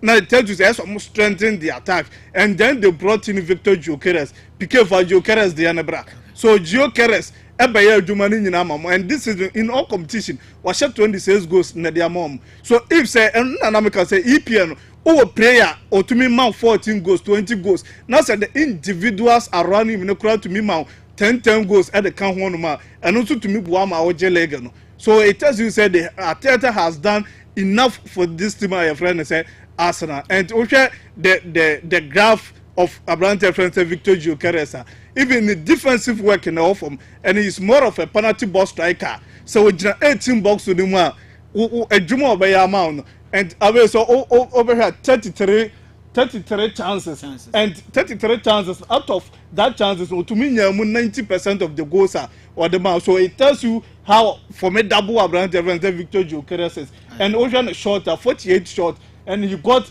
72 touches in the opponent box. It tells you how sharp Abraham Jefferson Victor Gyökeres is in terms of the penalty boxer. Outside penalty box and then and modern one from but area duels and 57% out of 100 and possessing one. But defensive action and off from in terms of the defensive or tracking back. Now I bet you ball no they are 15% and Orion touches out of that defensive actions now and also Emoa and the dribble 34% that it tells you how Victor Gyökeres Piqué for Bakonen Zobra a very formidable Edemartima your friends Arsenal. So all this contributed to the factors Tima your friend say Arsenal the EPL title. Abe Neymar Echo World Cup and I wanted to ignore this story but as a machine lie to and be the man. We are not talking about the qualities of Neymar, but we are going to talk about the body shape. Well, one particular player may feel say the recovery, so prayer the recovery is slow. And over 2023, the kind of injuries when you ACLB and how I was be recovered but the is Papa friend is a Carlo Ancelotti going to overload Abraham Jefferson Neymar, and as a Neymar is going to be survived in this World Cup Yakobiana. But Neymar may just turn it down. It's a match load, it's a match. Is Neymar going to accommodate all the matches? Not to me ball SCT the Neymar that you know. I'm a Brazil for left trophy nana. One, so but to me ball throughout 90 minutes in the group stages. Ain't possible. In terms of the 90 minutes or in the group stages. Maybe about me, Joanna. This Mammy be so young man from Fan Assembly. Near money the dear one I fit. Name a fit. Actually, Za Andrew. Yeah. Morgan. Yeah. Kwame would disagree, Anna. Because never born me share me also to now too much. You.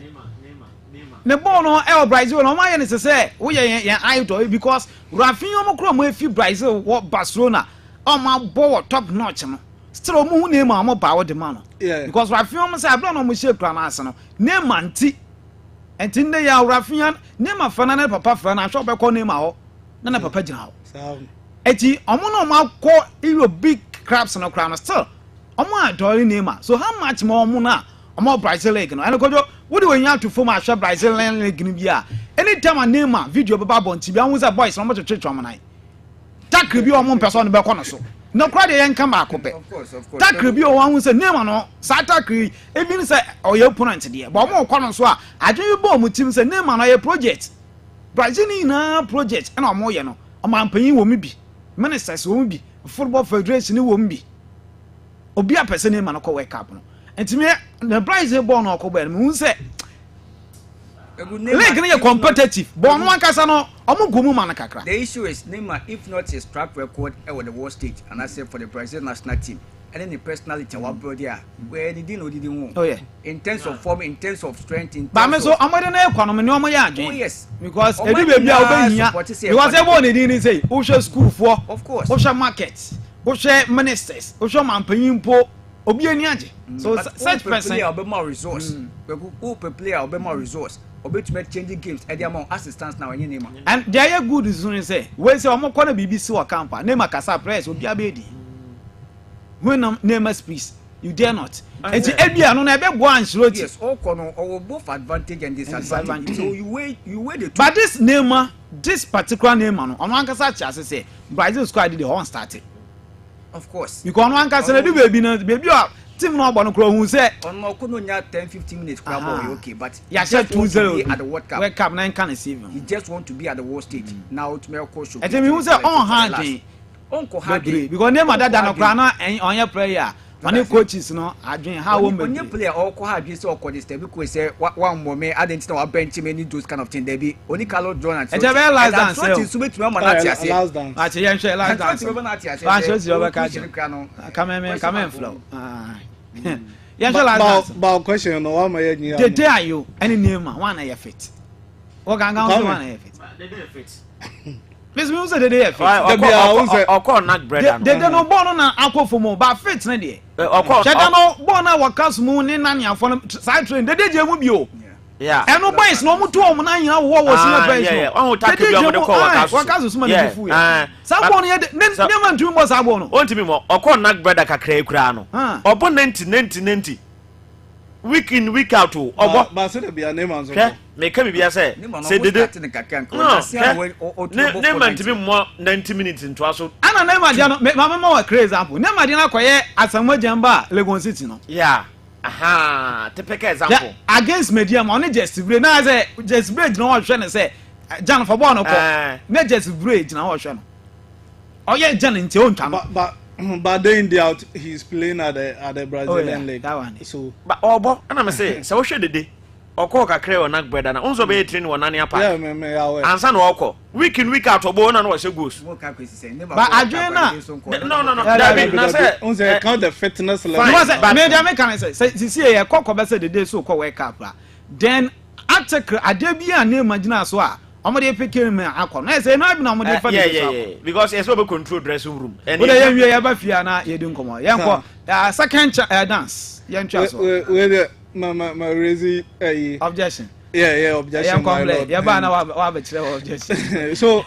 abe and Brazil for how are they are going to manage him say 90 minutes they okay no omo man mo and two the high intensity of group stages in ebe because even omo be pray for the third place and the third slot and they are not going to give you that freedom to operate. Say they now kasa the obo lega obi jina honum no ahwe odin. This is the World Cup. Obi adwena wo bi atim to be winning. So the intensity, the pressing, and the and how Brazil for born the repeated transition in their defense is never going to survive all those things. But one of the experienced coaches are managing aging players at Chelsea or at AC Milan, even Oba team my friends Real Madrid crown. We saw there so never bet to me ni tier didim kakra, but the physicality of some of the technical players starting at the group stages the probability say babwo so be in a free muntem and ombe pushing into more of the number 10 role because and only be man some sort of freedom be own to recover park in Subebre because you can run bare 10-15 meters on the field, the central areas of the pitch. Now, yeah, no, we're leaving the rest. Now we finish us. Now Rafinha mo, Akuna Moni and Drake mo now the American and the Mumawa. Now playmaker there. And also tackles work on Subebre. Sir, it was a name of start.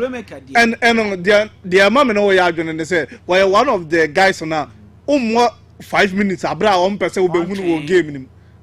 He's always say and anano na adwuo ba adwen de e hye team say ball no obo na enu anu enti never so person ma fa ball no bra na mentwen and they're saying the samba ball. Yeah. Okay, so we can't wait. Enti how Neymar bet to me or time enti bet to me are changing the Brazilian game positively. Obe more the control in tight games. Okay. Because of flair or skill. On the dribbling ability so and this is the modern problem but control under pressure nina name between the amount to share our previous World Cups the 2014 was a pre-free man at Brazil for German for Koyom Hojuma so his presence in the Brazilian setup no ebe man ema bebre but say a ban more of say game na be chaotic the amount game na be den dey be o ma be 2 na be 1 na be na some person be our mother game ne pon a just the Neymar show obe slow game no obe detect the tempo of the game and he would draw fouls and on I me concern kakra because the drawing of fouls ne bia na sa akopran and say yeah Neymar bobo ne bia the probability of so be manipulating defense and so high because obetumi draw 1 or 2 players be and also na penalties betumi aba sabe pepe because prayer ye bo ni din I want national team so obe wake up FIFA celebrating no de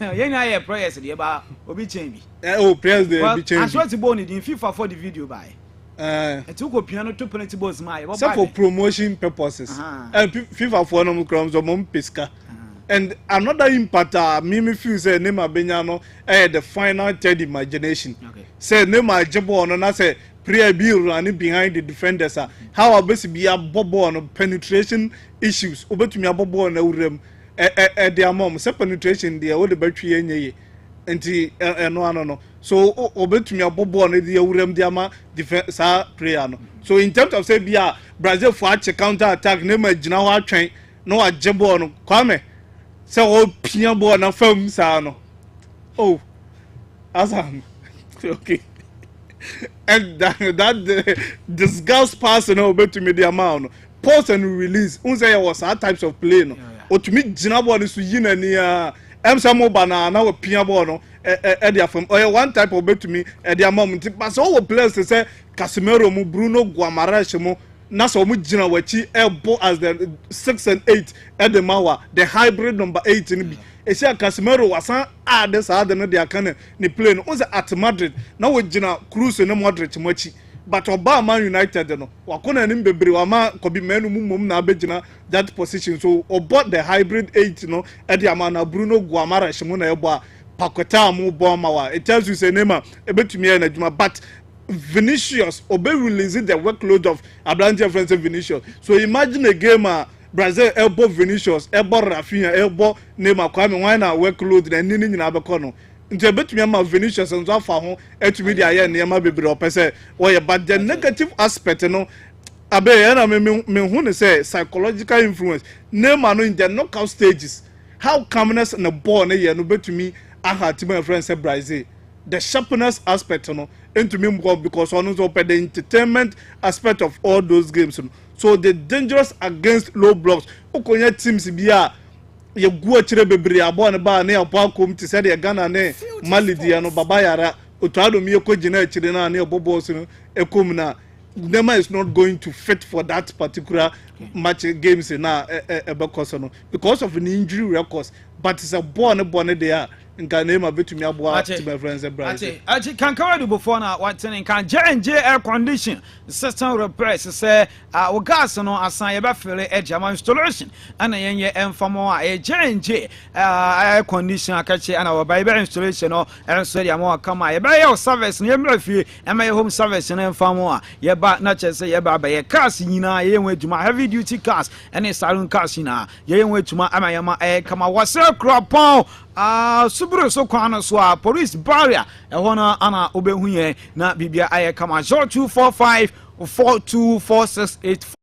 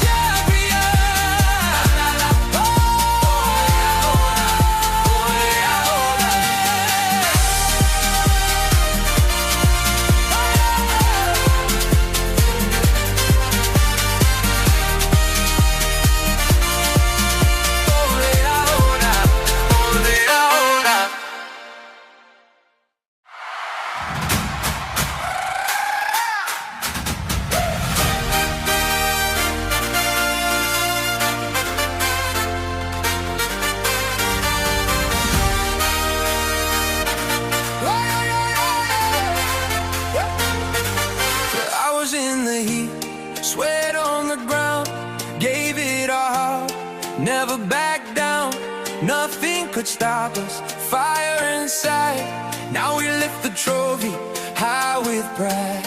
Dance everybody, hear the crowd roar.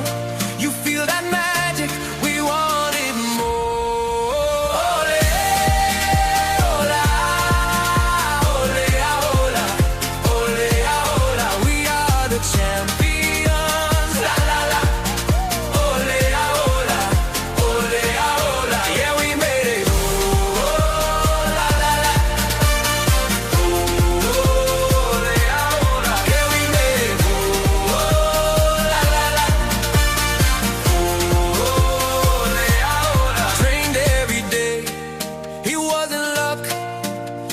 Sacrifice made us tough. Now this joy will never fall. In the city screaming, we gave it all. Dance everybody, sing it loud. Feel that energy in the crowd. Ole, ola, ole, ola, ole, ola. We are the champions. La, la, la.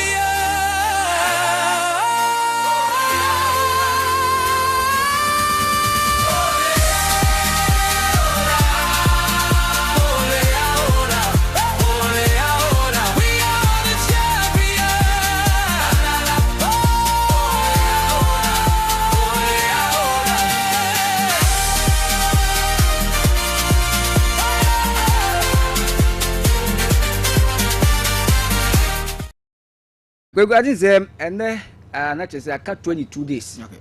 World Cup no countdown na ye yen kakanka 22 days to the World Cup the Mundial US Canada and Mexico Ghana yet me rep life and the number 22 World Cup history then the car is where they found we say you started World Cup from 1930 to Medebano na ajeba kwa yen sheda ncheresi jersey number na yen sheda emfa jersey number no emfa nyejuma se bia wo na oye number 1 ti ya twa number 1 dia to achi and I say bia ye name players no based on their jersey number na sa dia nantuma koso so no koso until 1954 that tournament dey to about starting say was Switzerland and omuye ni say FIFA dey buy say kamya ko say jersey number na any players dey no e ma confusion kakre to meba especially for commentators no who say bia samoja na ajibo na say sulale muntawe na ituma ajibo so omuye say if that is the case omofa jersey number emra but with that time no na ye 22 man squad player na say 22 squad and nobody win World Cup na say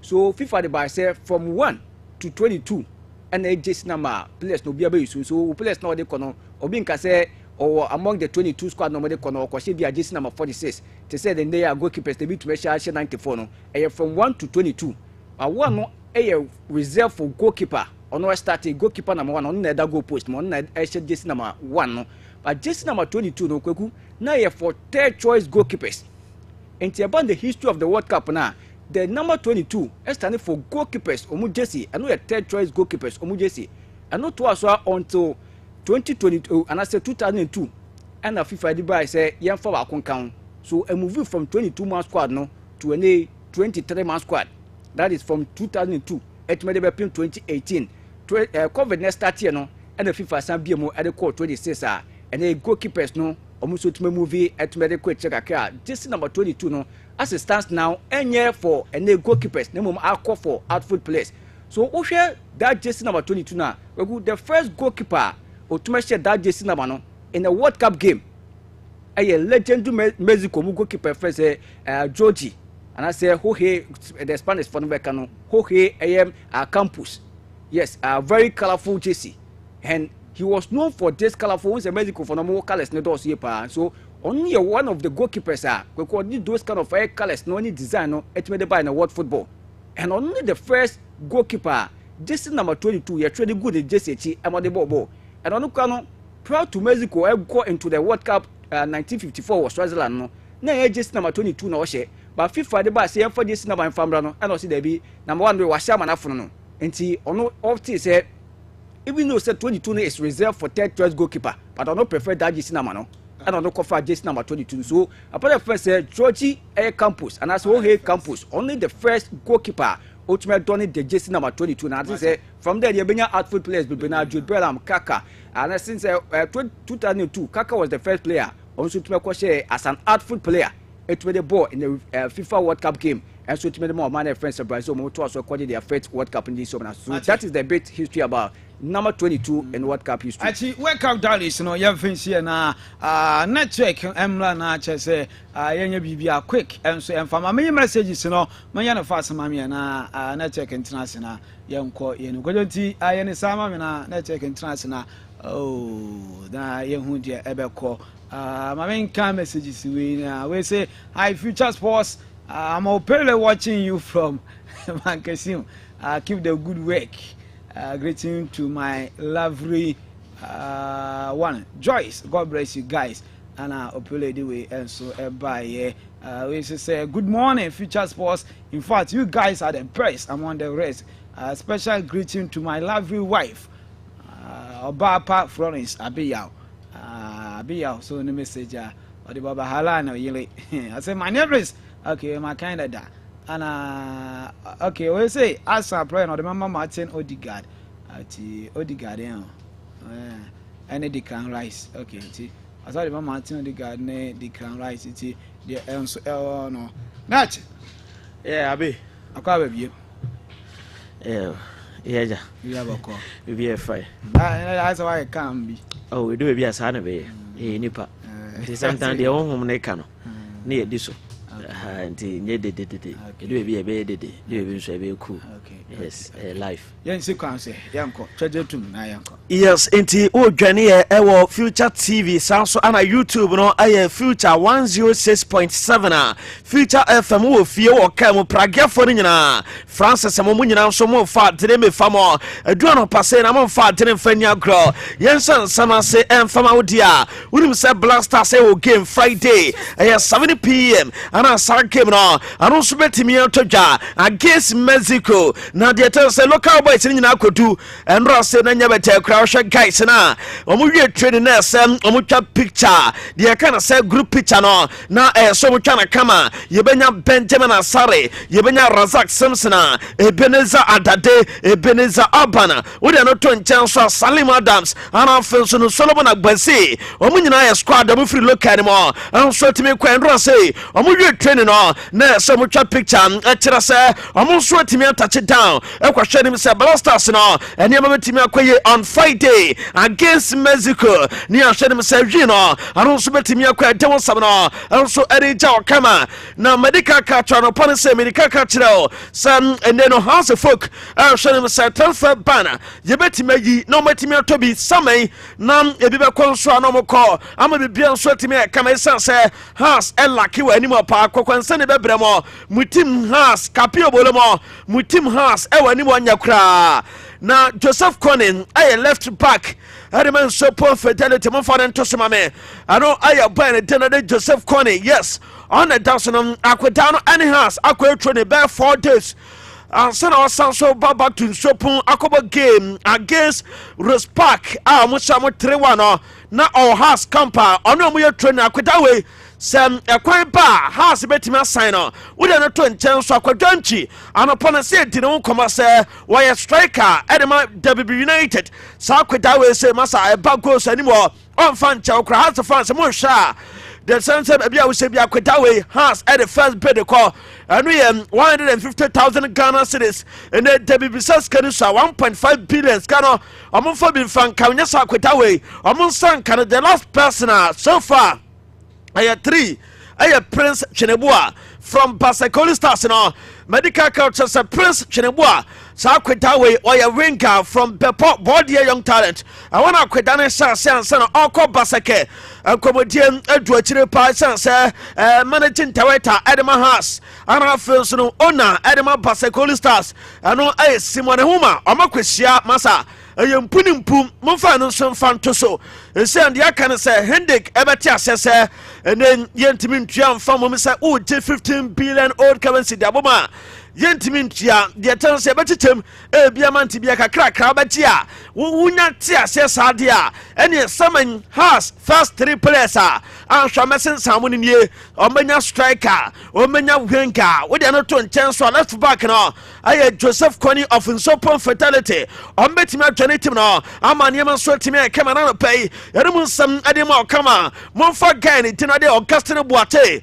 upon a ball our friendly too adama Saint-Etienne akwedawe na san kokko Mexico akobo game ni be adama Blasters against Mexico Friday na so akwedane Saint-Etienne say omo pe promotion a play-off game on person from French Ligue akwedano a key player omo kasa amra ebe ha tempa this season say o checking number of goals wadiama Saint-Etienne akwe 6 and o check assist na anu so timi akwa 9 bani say na akoba just friendly game na omo play-off game ba ebe ha tempa na akwedano tino ate Augustine Boate Saint-Etienne say omo play-off game omo elbom ntino anya akwedano ombe jana manako anu nsema so pen no pay monfa media manfanto so esansa media matim no omo so ya dwuma pa ene pike wu ba dwuma aye one after the other na yakwa anima the tansa media matim no na nka mu pe game against House of Folk na ceremonial game na nka omo de adwo mo trophy no na so the tansa emanisa omo di wuramo ewe ne 27th May ana sa game no ano nso betimi akɔ so the term ɛno ɛyɛ 27th May ebesi Wednesday ana ɔmbɛbɔ san game no ɛwɔ Takwa TNA against Basakoli Stars we no akwa regional derby to coordination match no the term ɛbɛkɔ not just 27th May anu besi Wednesday into san game ana manfo hu sɛ ebi ɛbɛba Sunday ɛwɔ Takwa Hans ɛba hɔ no me pachaw ɛnte san game no ɛbɛkɔ so nkranti coordination match no ɛbɛkɔ so 27th May ɛwɔ Takwa TNA ɛbra me diema ɛne Basake bɛbɔ san game na latest no yɛde ɛma kamera no pay yɛwie ne san so a Blasters squad ni ɔmo kɔpie mo Mexico sisi a me na wo kasai live on TV sound so ana YouTube edam wo de no to nkyɛn so ama amutie radio ne de munya squad no na mom no squad na kwakoto ene pike me de atene de ama wo de tan say na atene te me na wo kasai aye 22 players and our camp ebenya Branton de no ade Joseph Opoko afa Prince Amwako David Oduro sakweta no ono so timi touch down de we ne sound so a Ibrahim Osman ono so kwakoto Aziz Isa opone ball edema Basa Timpino ono so atimi touch down yebenya Majida Smero ono so touch down Samson Branton de no ade Jana Kwesi Damra akweta no atimi wurama Raksache ono so atimi touch down yebenya Fales Afenajana Jimono la J Samson and Daniel J ono so atimi touch down yebenya Salim Adams Da Costa Enche Terry Yegwe yebenya Nathaniel J Ebenezer Obana Augustino Pom atimi touch down we no to nchen so a akweta ne de no de Razak Simpson edi kan ka tell say ono so atimi touch down Ebenezer Dade ono so atimi touch down Solomon Agbese ono so atimi wurama yebenya Jerry Free ne akwakofa Benjamin Asare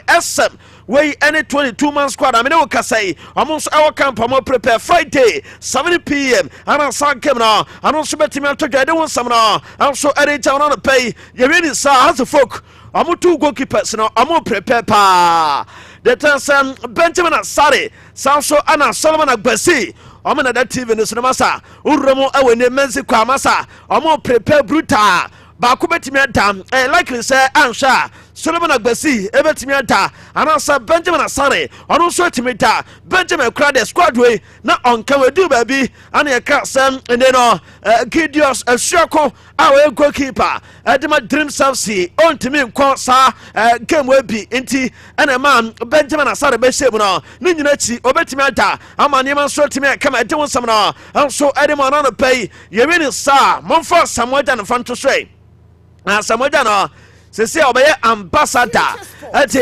Ghana Football Association national teams na ana fans no cross football ambassador called yama asamoja no ene ye all time top scorer abekuma an interview last year na nyagrakra ko babia ko viral eti enana twi the transem eno aye Pelican Hotel eno ewo cantonment eho ana sa unveiling no ano so betimi akoso 6 p.m. ana bibia so betimi akoso ana no pay yere won sam no anso erija comment asamodan baba ye ambassador ejama national teams odi ano to nchen so a bakos football no so a obetire so timi apatwuma yere mo komo anso erema kama na medical culture say abroad de no te Kudus Muhammad said they say or recover masa why surgery ni wie no you send a kwan offer so recover and medical to kakra question amanfo unu sam bia na World Cup robetimi akobina amanfo sa ka sen masa ene 20th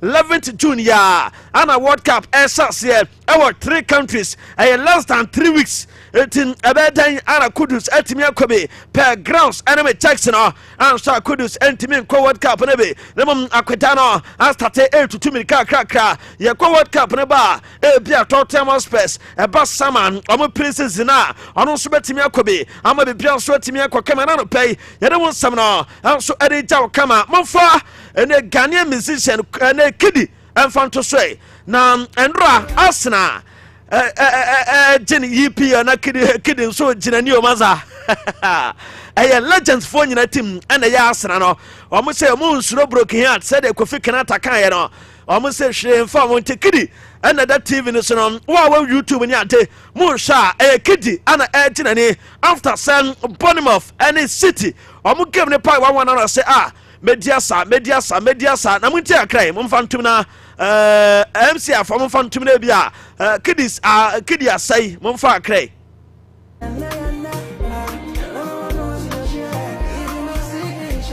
yɛmfa ma nana pɛnti a yɛwuram ne akoɛ no deɛ ɛkyɛn sɛ ɛne afcon a draw no atumi aba anɔpam yɛho adwuma de ma sɛ Ghana ɛwɔ group C yɛne Gambia yɛbɛnya ne Somalia ne akɔkɔfa Ivory Coast yɛne ɔmo ɛna ɛwɔ group deɛ ɛkyɛn sɛ sei ana adene teɛ match day 1 match day 2 ɛbɛkɔ September na afei wode ɛno to nkyɛn so a ɛno yɛ September 1st afei second game no ɛyɛ 6 October ana saa games no ɛbɛtumi atɔ dwa match day 3 match day 4 ano so betimi akɔ November 9th wodi ano to nkyɛn so a November 17th ana saa game na ano so betimi aba so match day 5 match day 6 ɛyɛ match 22 sɛ next year ana for match 30th 2027 and sana June July and a tournament na ano so betimi asase enti 30th match next year ana AFCON qualifiers na ne nyina betimi aba na wie ya yɛde mo nkɔmɔ nso ɛde gya na no pay now gentle voices ne kakra esan sɛ nkɔmɔ wɔ akyire a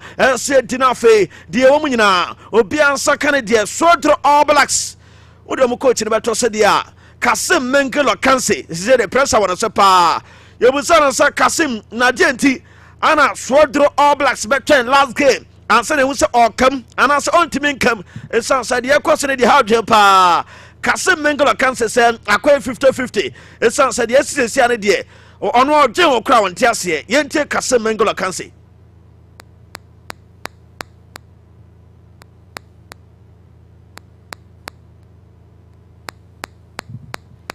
Wo yɛhwɛ sɛ yɛnsa betumi akasa voice no na nka yɛgye mama wo nso wahu deɛ ɛkɔ so na Kasim Mengelo Kanse ɔsam so toa so no ana sɛ onim sese na nka adene bɛkora ankɔ no nso antumi ama yɛbusan sɛ na ofiri sɛ deɛ nti ana nneɛma ɛkɔ sɛ sɛn sɛ tim de Sodro All Blacks ɛhyɛ aseɛ yie paa ne mmom deɛ ɛkɔ so wohu ne sɛ no sɛ onim sese na bɛkɔ a anka to be honest anka ɔma yɛntie nsɛm a ɔde to dwa.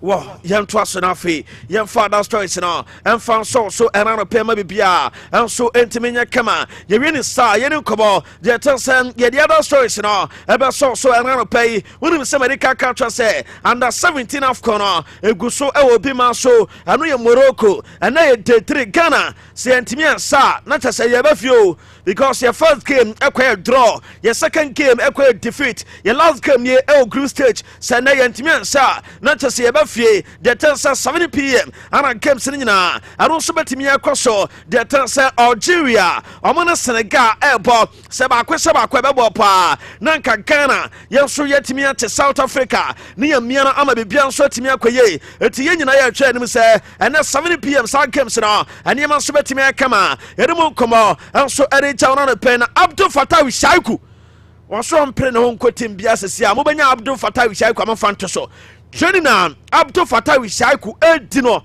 Masanya Gudio Onisa Samay a Leicester City Omuko League 2 on your machi and fan question say wire hot cake and Bianso Enya Abdul Fattah Shaiku and also apenti is Shaiku did training tententia and also Nyakra Mobanyana Monfai Shaiku to Sonamoncho trainer. Oh yeah, massa. Nessus Parks no massa. So they are peja in Yakra crowd. Or toy World Cup say. Or betim Yakobi. And I feel so summer.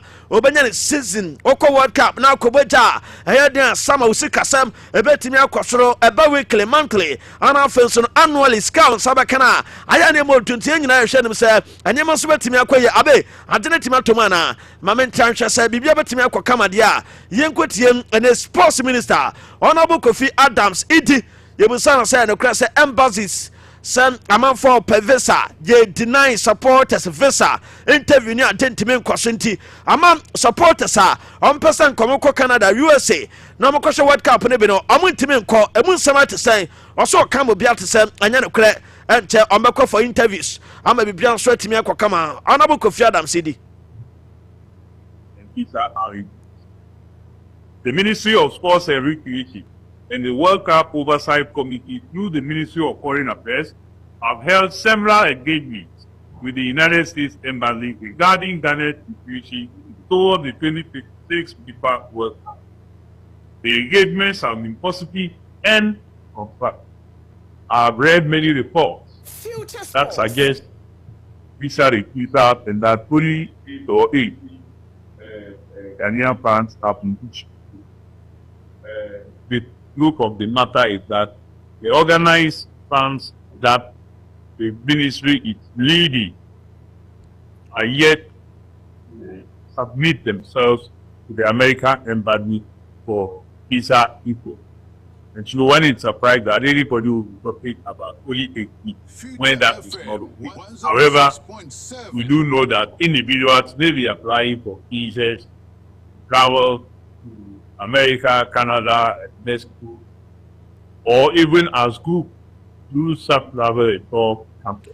Yes, inti enyesa bonko a obu okra wo ko school inti embassies a wodu amanfo ka ana omo pevesa omo bre masa enya no kra mugu so twen se enema betimi atoto na afa interviews a wodu ano so timi akoso na afa visa omo san timi aka Abdul Fattah Wisaiku ene pike se ni video na ready inti mo mahwa de Abdul Fattah Wisaiku nie wa Bolester wie likely say Saman obenya big offer into training across the World Cup no ono so betimi akomenti on that TV no so no masa wo YouTube nso abahwade wo tie radio no dia wo de beche na afei ma fa kire say the commentary no so atimi dia masa ante na so ne sisi sa no okotie betie masa ne 6 packs ana pega sa no wo hwe na nanto ni ante na.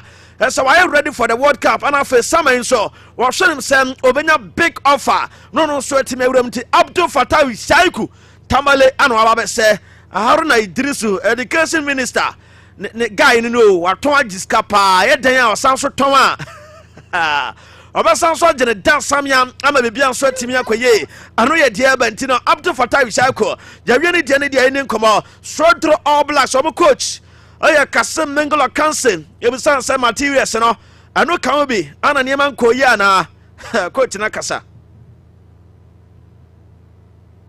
We will survive the Premiership. We will place one way in the middle of the league. But the materials are met, you know. I have done my best, but if you want the statistics, all our matches that we play, we will be the better team, create all the chances, more chances, and end up losing all the chances and score from parable goal. That's the situation we'll be in for long. Yes, coach said your name was a say on crowd good materials. I don't win your chances so win to me say we are not 20 chance so I'm consider goals to be Ayana he can't think far or Jinwa on tears and a coach. One who said over for team no second round and I say share. I did a question in life ma or Jinwa on tears here. Second round Obia Sakini coach. Mena I adjaman me a guy met me aye. Was said the afternoon I was Srodro All Blacks and all. I send his CV because some call allegation a coach Ben Adomokoya and Kasim Mengola Kansi Yentino. I feel I've not been in that situation before. You know how it is. And this situation came about, as your colleague was saying, I shouldn't have joined. Because normally, a team, you go and take over, have they started the second round, play some matches before you took over. If immediately at the end of the first round, let me take over, I should have strengthened the team as some department. I could have helped the team. I took over that situation. It's not easy. It's not easy at all. Coach ni say wabro masa obe fat team e was second round coach be kwa pressure bet team no so now feel say when we adjaman ai me coach twa the team eh me ya dwuma coach ni say anya better kra yebusa coach ni say asem molusu games bi ana ma fa draw bi a na ye feel say anka mo be say sabre nka pressure no so ate ye kai mo konkran against us na mo lead 2-0 first half has ebetete ne ka okọ back to Srodro Sports Stadium ano so money betem no be feel say mo killing game no ano so sara game na pai draw o feel say no can be ana Srodro All Blacks and man koya na I say yes so 2 games in their hard pa yentino ball mu no be kasi coach wo ni ball mu o player o di na ba say o me boy team no ye lead 2 no far ball no passing my house player was 6 yard balls mu no but you goal and the coach is on passing man no but goal. You are not under pressure, nothing. You are more pass. You are pass my half player. I will get out. I know the man also can't you go me. Problem of your coach. As a player, we didn't have from a team. No, is it a problem? Any became whoever watched the game, they can say. We play 90%. They were ballooning the ball. I said that's our style of play, yeah, but it's a moment mass on the ball. On the parking midfield, no. Yes, inti edu baby a am se coach de yaw na e kasa pa se edu baby a boy si e che se ama package re munya chance bi a bossa oh e ka de wase no ye bon na go post no so pe commentators team supporters team che se aya na odwen okra won tia se de akoso no coach ne sem ahana pa ene sanso sine bruta aro yen sama kase mengolo kanse ono so de to jana no pay ya de won sam no edi jana coach no finally ebusana say unim say Sunday o ko babanyara against Kotoko aya all die be die be bia betimesi ana wo sakrampa obetwen anta resource ebe free wanchiaba Young Apostles Samates Samsona Aliu Mahama anu ye Kerala Nation Service wo sa wunwie anu say so all kind of say a difficult grounds adeba kono say a all out subway se tira character Sunday against Kotoko. I would say yes and no because it's a game the team has to win to survive, and they are putting things in place. I'll do whatever it takes to play such games. After doing it, everything now will depend on the players to demonstrate their character on the field of play. Football will play with character. You can map up a good strategy, you can. When they don't deliver, there's nothing I can. Mansa, coach, this is on the Eba selection squad or the back name on the pitch. So chara character on the field of play. So chara sabon obetimi abo. Obe control game no. Obe you take us. Obe man attackers no wan tomo. Ombe gina je. Ombe se goals. Eba na sansa djuma no wa wio. Na eba se muntimi nya hwea. The tell say ono no de na okwakoye no e wo park ne so. Eti coach ne sem Sante. Ombe ko sabo se ne chara character. Anu yen sama ono so da toja de won sam no. Anso erija no pe edika character say Wawa United the qualification data.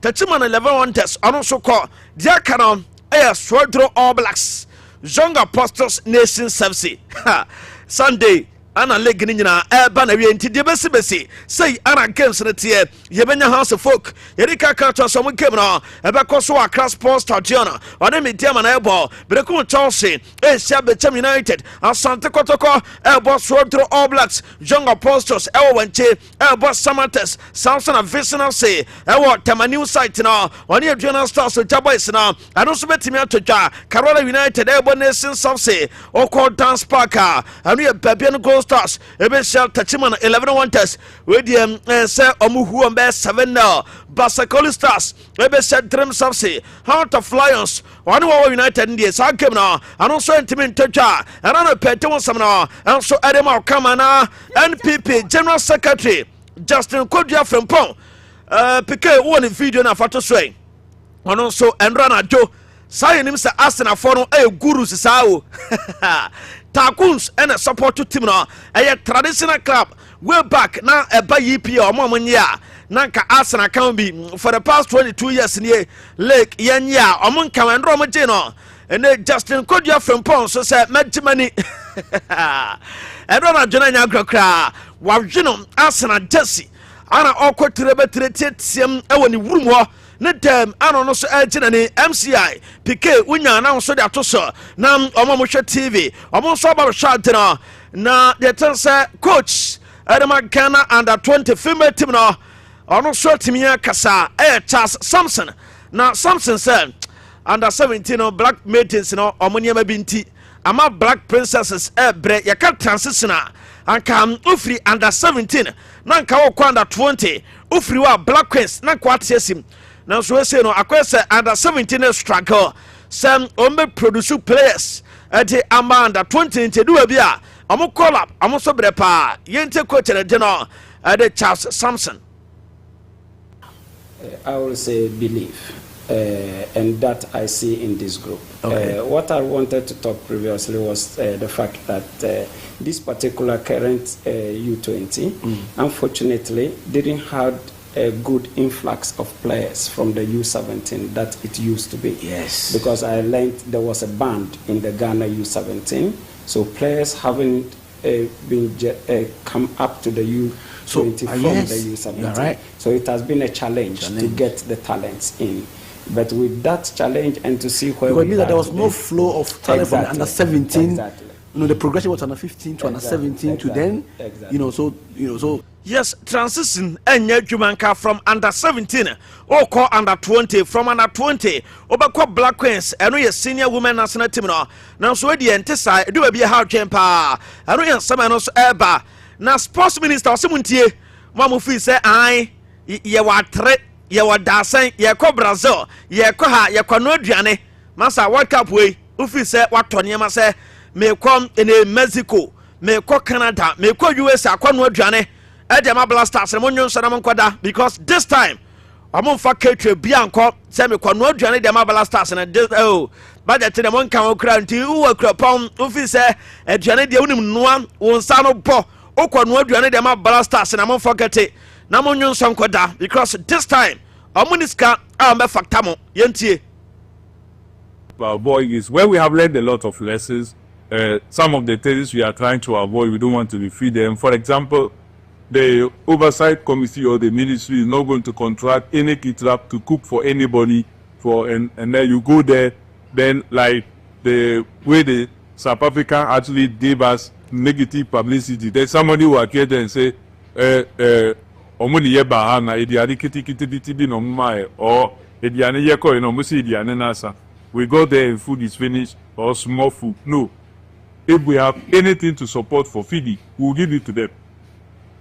Anyone who's yes, inti sports minister Honorable Kofi Adams he said this time said me swami da say matrini kwantere sa kind of kwantere ye de ko US akwa no aduane na ye wache na mo bedi bankuni mako ana sita na ka kra bi onte na no so ma tie awie sa na manyina ye nte ye hwem Justin Kodua Frimpong secretary general secretary for NPP Asna and Raw Uni Jessica Mapa because of who they are. Monfan to Sona Yense because Asna fans, Kromia Grokra, MP Munion and Ranajo from Turkey, and I don't know set that so with the SC. Enemy Jimenio and an idea, the Besio, Kromia Sonia Grokra, MPP General Secretary. Minim send a video na ready. Monfan to sway. Nanka, Moncha de Wea, on so Koba. Asna is a man for Pepao, Enko Yenti. Ana yenti omon kanu yen sama aros eba Black Princesses World Cup no yo group C yen share table no say NTM say the tensa yen France ebebo South Korea Ecuador and Ghana team ye show say enema so betimi akoye na no pay yen won sam no enso erija so no so enso nye better credit dimu sam no enso erija na no pay in the later seba no won sound so can am for has e said ye has en come na kwemo esan say henden ke say men tiase ana ai mantua monto klentua ene klan so ntimi transfer player bia o ana muntimi so nto ha say lucky wani mapanka wintai ha so better strikers be two na nkani mo na e pampe coach wa stop pa coach ana we sa ha henden and rasa tamam high court to say yaka sam no amane omo dia sam no ko 17th June. And what they say final verdicts a queen house before so chase kana say be installment I what you been there china what be the next day what be fine and oh and as a hindik or semen tiasie manya kasa matini nyina de matini nyina no and also komodie ebetimi akose de me second say house after say and ra court ne ka 17th June no you say omane hindik kana kasa say chairman I don't know so ya den sa tiasie ma wate Odiem kakre bebe twe bi enfan sase bia yema 5 billion bia the next day yema 5 ne enfan twatwa so na be So the twa into now kana ubi sansa de na waso aye din sa David obi amu ayo na wo de kan wa na me na be ka ma ayo na wa ma na ya ta se ko ka me Francis sie se sa na omre ba de ma na mpene kura onyiri kwom sa na waso aye din sa David one year dia be na so de yo sa na heart for ne kai da bia ne de count me na me create count ai kwade baby David na so ya de sa mo kana sa dia one year ni o sa me no na ma wa ha ka wo frame sa onya na flat oh verify oh masa David verify masa David abe and verification na so na ye den say adi siase e bia 3 months okay month bia abaje sen month bia be ma 5 billion ti 3 months na 15 na ba no abe ankanya no ano no we nkanya de nye kasa bia na nka twa so enti hindink we de yesra won 17 fo ne de kwa ka kire ene my lord say we na din ye ne o na nya asem ye nkwada din nanka we de kakra bi and say fi asem we coach de abe wetima ba biem o you say man no twa kwa Madrid nye no asanso kwei oh obetima akwa na kunturu na hwan na ti na abetoi enti ende gwede nkenye de ne kasa bi atiase abe wonne nkasa me Bade na place gura chiro oh yes ha sesensan Joseph Konintia yes say the worker say oh ba se koni ba hat abe mfanko ho yenye no boko why yenyina ntia se awe no to ban hwe yemamu o we ni ni awie na sa squad we mu a wuji omu dia dabi ha sentiment nkoto 15 sa ke 15 bi kakra bi nko na tobi se nka 3 kura twa so unya striker yi enya winger yi unya left back ya eye ba ko be je finfin wa finfin so yin asema mokra ho nti asema se pra na e ha na kakra kra na nka omu nyina apiapia say raffle and ponsam nyina wo ho eno ana aka on goalkeeping department say woni how enti left back ba ko bi wakọ wing so wonya attackers 2 attackers in the here 2 we oh we Wajiti Osmani Kadri not joke to the world and what saying in California some no dia so tibia safa tabe bia ono enso ediwe gura amayama ay kama kojo etenase na ya start ya papa nsem no efire some no de say ebese ya na ayepin so do abras Kasim okanse manga o say santuma na ye fon afibiye san ya papa ento wada wakofa edumenu no ho do ho ohun yanka wanko ye ka kire na enka onsi wokra na yese Sam George so ye ne that story Sam George man wan fama oh no agire ni asana ba Sam George je na ready ma ya hwe Sam George asana ona go Sam George okay hey akwo ho na visa agora no mudi koyo maza ye mpesu aso ne uta ko konya we koye uta de ba ahia na so ya tuma wo onie Sandra si na dwene ana say ye krom ha dwene de yetim no so ye beka sa wodi sika ye bi na wata tu kwai san ye videos manyen a ye beka sa wo chele say ye nti hanhwe a asa beka Joseph 4 years nche o so industrious woman ko de se kwan so na ye nkwa ahwa no so ye mbɔ no papa bi se bia na o ne kwantu da na so wona kwantu da na to no o say ye process bright can come we do no mo anti as support na uma na abosi kenjia yanko egu local scene no I think say ensemo and I say a place ni bin so to me bo modern starting from under 17 and then omo crucial game ebo a game back so mutime win at all cost say omo person mutime ko mani mu ko ade a so mutime win and pe ma say phone and I say phone call echo camp ket edwin simon akweku any boys na kasa hye mu kwan say penifo say achia so mu ye e de chin beboni na nti omo konkoden even though say our first game kweku we could have easily won that particular game against Algeria. If you look at the kind of performance boys need done it, especially in the first half, scoring 2 goals against Omani friends Algeria. Now in the second half, la kadasika attitude. Now musu to better tisaka no. We say I mean if you cry. We are penalty sam crowd boss no. So ubi say we say coach Prosper Nati Ogum. A call with and I say recess no. And I say call dressing room no. In simple the course so what was the mode of communication of them boys no? Even the like Kingston kwai I say like Kingston or command ye team need finish them no. But under like Kingston no be un team no. Suppose need their footness so seriousness no. Of course, only jao. Because these are young chaps. Be careful them catch say these are young chaps. Sometimes no Omu here say ubenya coach be obe direct on the field of play. But what do you see from Coach Prosper Nati? Obenya mo humble. O feel relaxed. So that say, but Prosper no feeling relaxed. Say the Watcher boys no they can deliver on the pitch of play. No, even the senior boys no can. In your coaches so we don't so. Look at Pep, look at Jose Mourinho mo. Even those players no more professionals no can. Coaches need to so more direct mo. How much more this one? Almost sadly no. I feel no more. And tactical understanding no. Fantastic. Who back chance say obaka chance what ya. Who's that pitch no so na touchline and I would direct to implementations no. One way nyina na so a. The first game they told you no, you could clearly see say na obi a o monitor game now. Who so munya bona they had a clear plan. Unya bona feko benkum hwe line. Na wutie anasa wo hwe a. Who say line. And those boys on the lines kwegu na adwuma na no mo ye na no odin o. Especially in the first half. I brought your first do Jemfimo. Any other guys no Gavi the striker no to melody lines no also no mu ye adwuma ye pa and no hwe echi on tafo na ebu echi on kapo mu no kwaku mu ye adwuma ye pa but in the second half no bibia no mo hihye in the first half no collapse here bibia no mo hihye no collapse here and Algerians were coming at us creating chances scored the 2 goals and almost anya penalty kobo etochine so in the second game to dwa na ye hwe nim sanke be at least obetumi akunya the results na yetumi hia no but that game also ended in a defeat against Senegal. You could test defeat against Senegal. So as it stands now, your group near that work. You sure him say to me every day this particular game. So that say because 1 point, in your 3 points they can one. When you say 4 points, a bit remember you have to qualify to the next stage of the competition. I think you can 17 at Ghana. You were dimpa. Even at the world stage, you are two-time champions of the Under-17 World Cup. 91, 95. You are GDC and also and runners up on 2 occasions. So you are co-finals 4 times. Even at the world stage, Uko Cape Coast, there's a name, and I said there's a street name after this team. Starlet 91. So that's it. And even when it comes to Africa now, AFCON Ayebono, like we are not new to the AFCON Ayebono. Your maiden edition was 95. 95 in your Kwakwaji this year now so.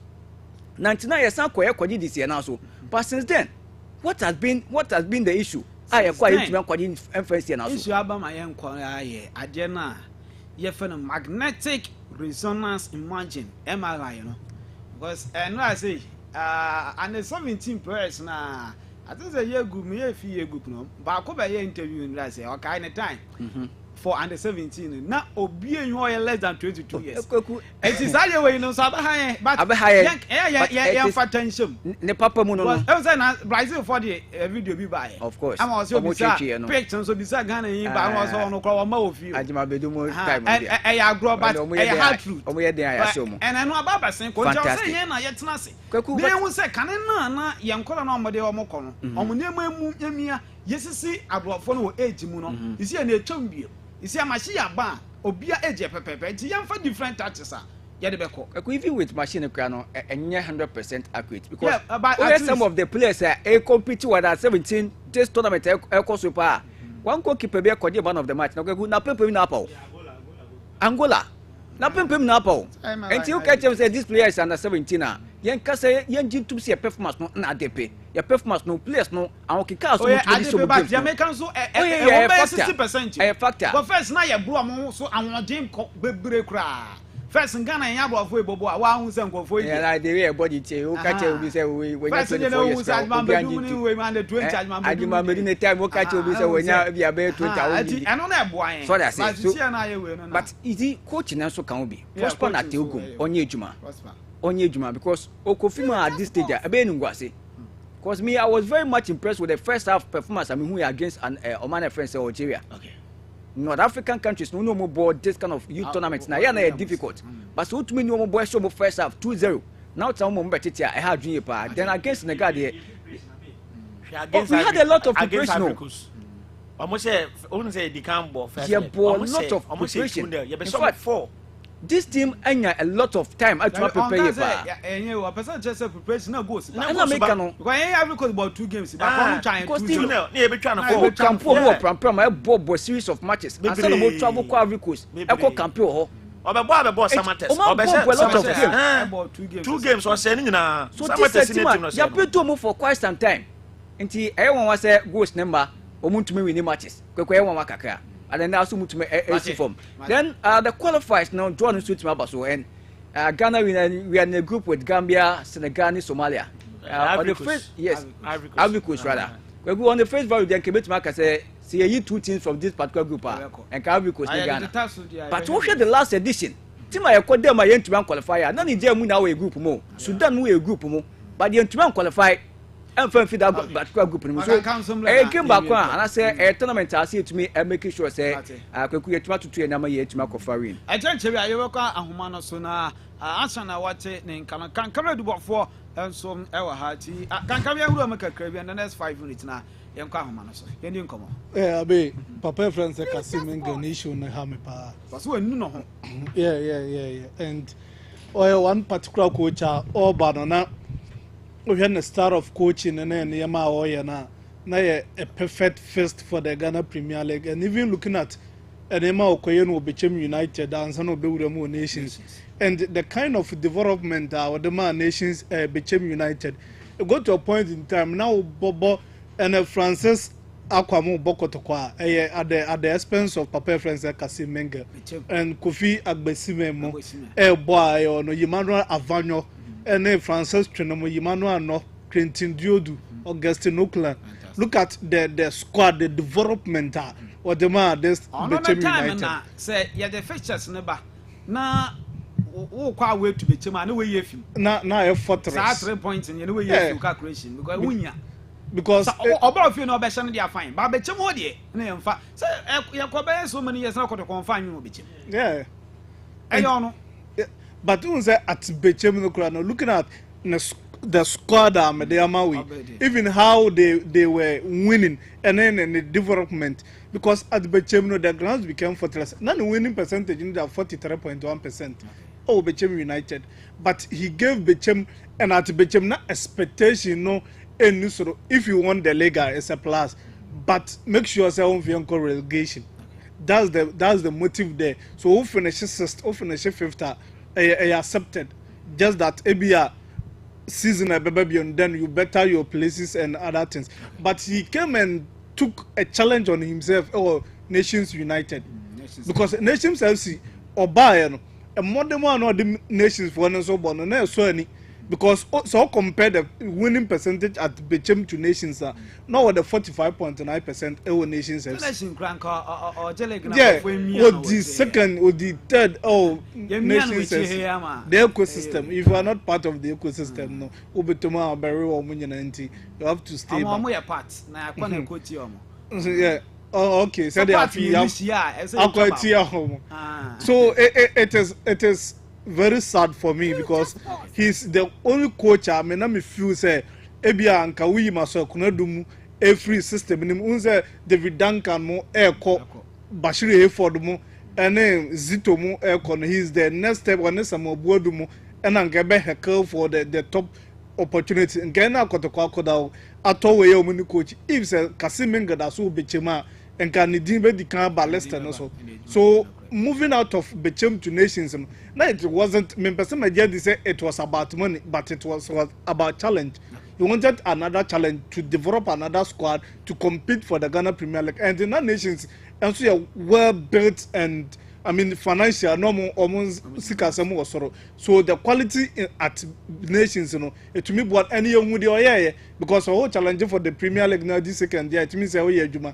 But swodro a Juma no a risk up preference Kasim Menga take and looking at where Babiana all blacks and so down. Then you compare both sides now. We have Kasem recruitment, how the policies and the other things, you know, because scout prayer bet me a cotton nations, you know. Unya says kanun koto prayer no was wordru. So for development of programs and I say prayers are there fine, but for you to compete and maintain in the league, no never a problem. The man Papa Francis Kasim Menga. And how or CB fair, you know, we just some board move from Mediama, no abewuramu house of folk. Now if you are corner home and no back and leg in the corner where modern was under Chelsea for one as FM. So this is what we can also say our track record, you know. But so the all brass for one relegation, it means that if you are not given a top-notch job unto me, because one of the galas is man or the Kobo South Africa for preparation to AFCON. No? Yeah, and to look at a modern more on that particular day, no South Africa. Can be say, which you can customize the man of common and fan the players of it. It was all can be say, penny be the player back. Na what boy against heart. That's our player no on one club ball pressure behind us not or pass the ball. Edema has striking a question and no baby.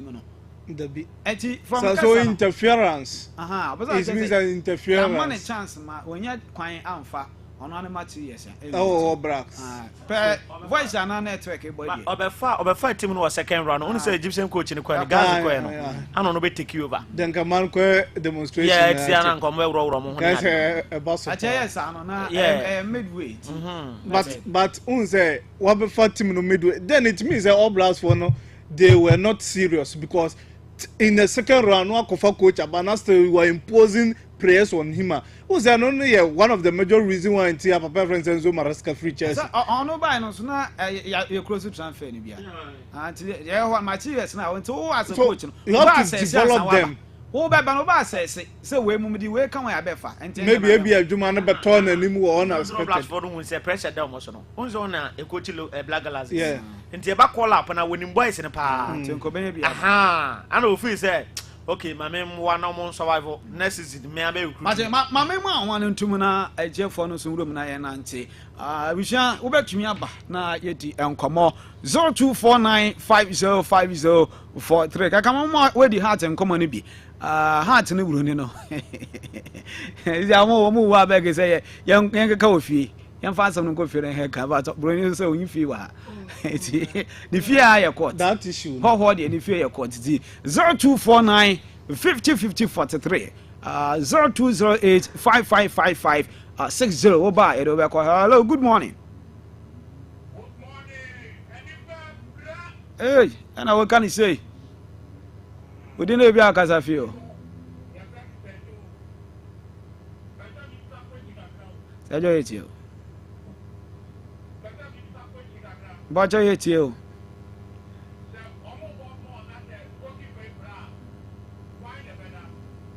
Okay. I tell you one why I said you. See, so you say Bobo na keep a pura. Why not? But I can come. They Bobo na keep a pura. Yes, the best substitution I play back with you. Na keep on our bench, you know. I know, and so Babetia came no so 0249 505043 0249 505043 0208 555560. Oba Edo ever call my man Fawe. David, the changes. Gaga and auntie, Yanko. I will say, has a folk issue, no, Mayana and happy baby because I cannot to go boninano. Oba convert this Akanin into shares. So I bear a cranat team in our there. And I want drink also, and yeah, because some more broken go on ma. He will convert it into shares. Yeah, now I hear the majority because on to me. That's why a majority show. Yeah, on to me, a team. Not always be there is a car problems and Papa friends redenge. How I was be treating House of Folk for an institution. Now, by Juma Mawomo. Now what you can if says a quite no fast with the unity was a profound tears or near maybe sound ayana or chirika crowd. You cannot suck the person a bra woman any release that I just text message. I'm inform you hello.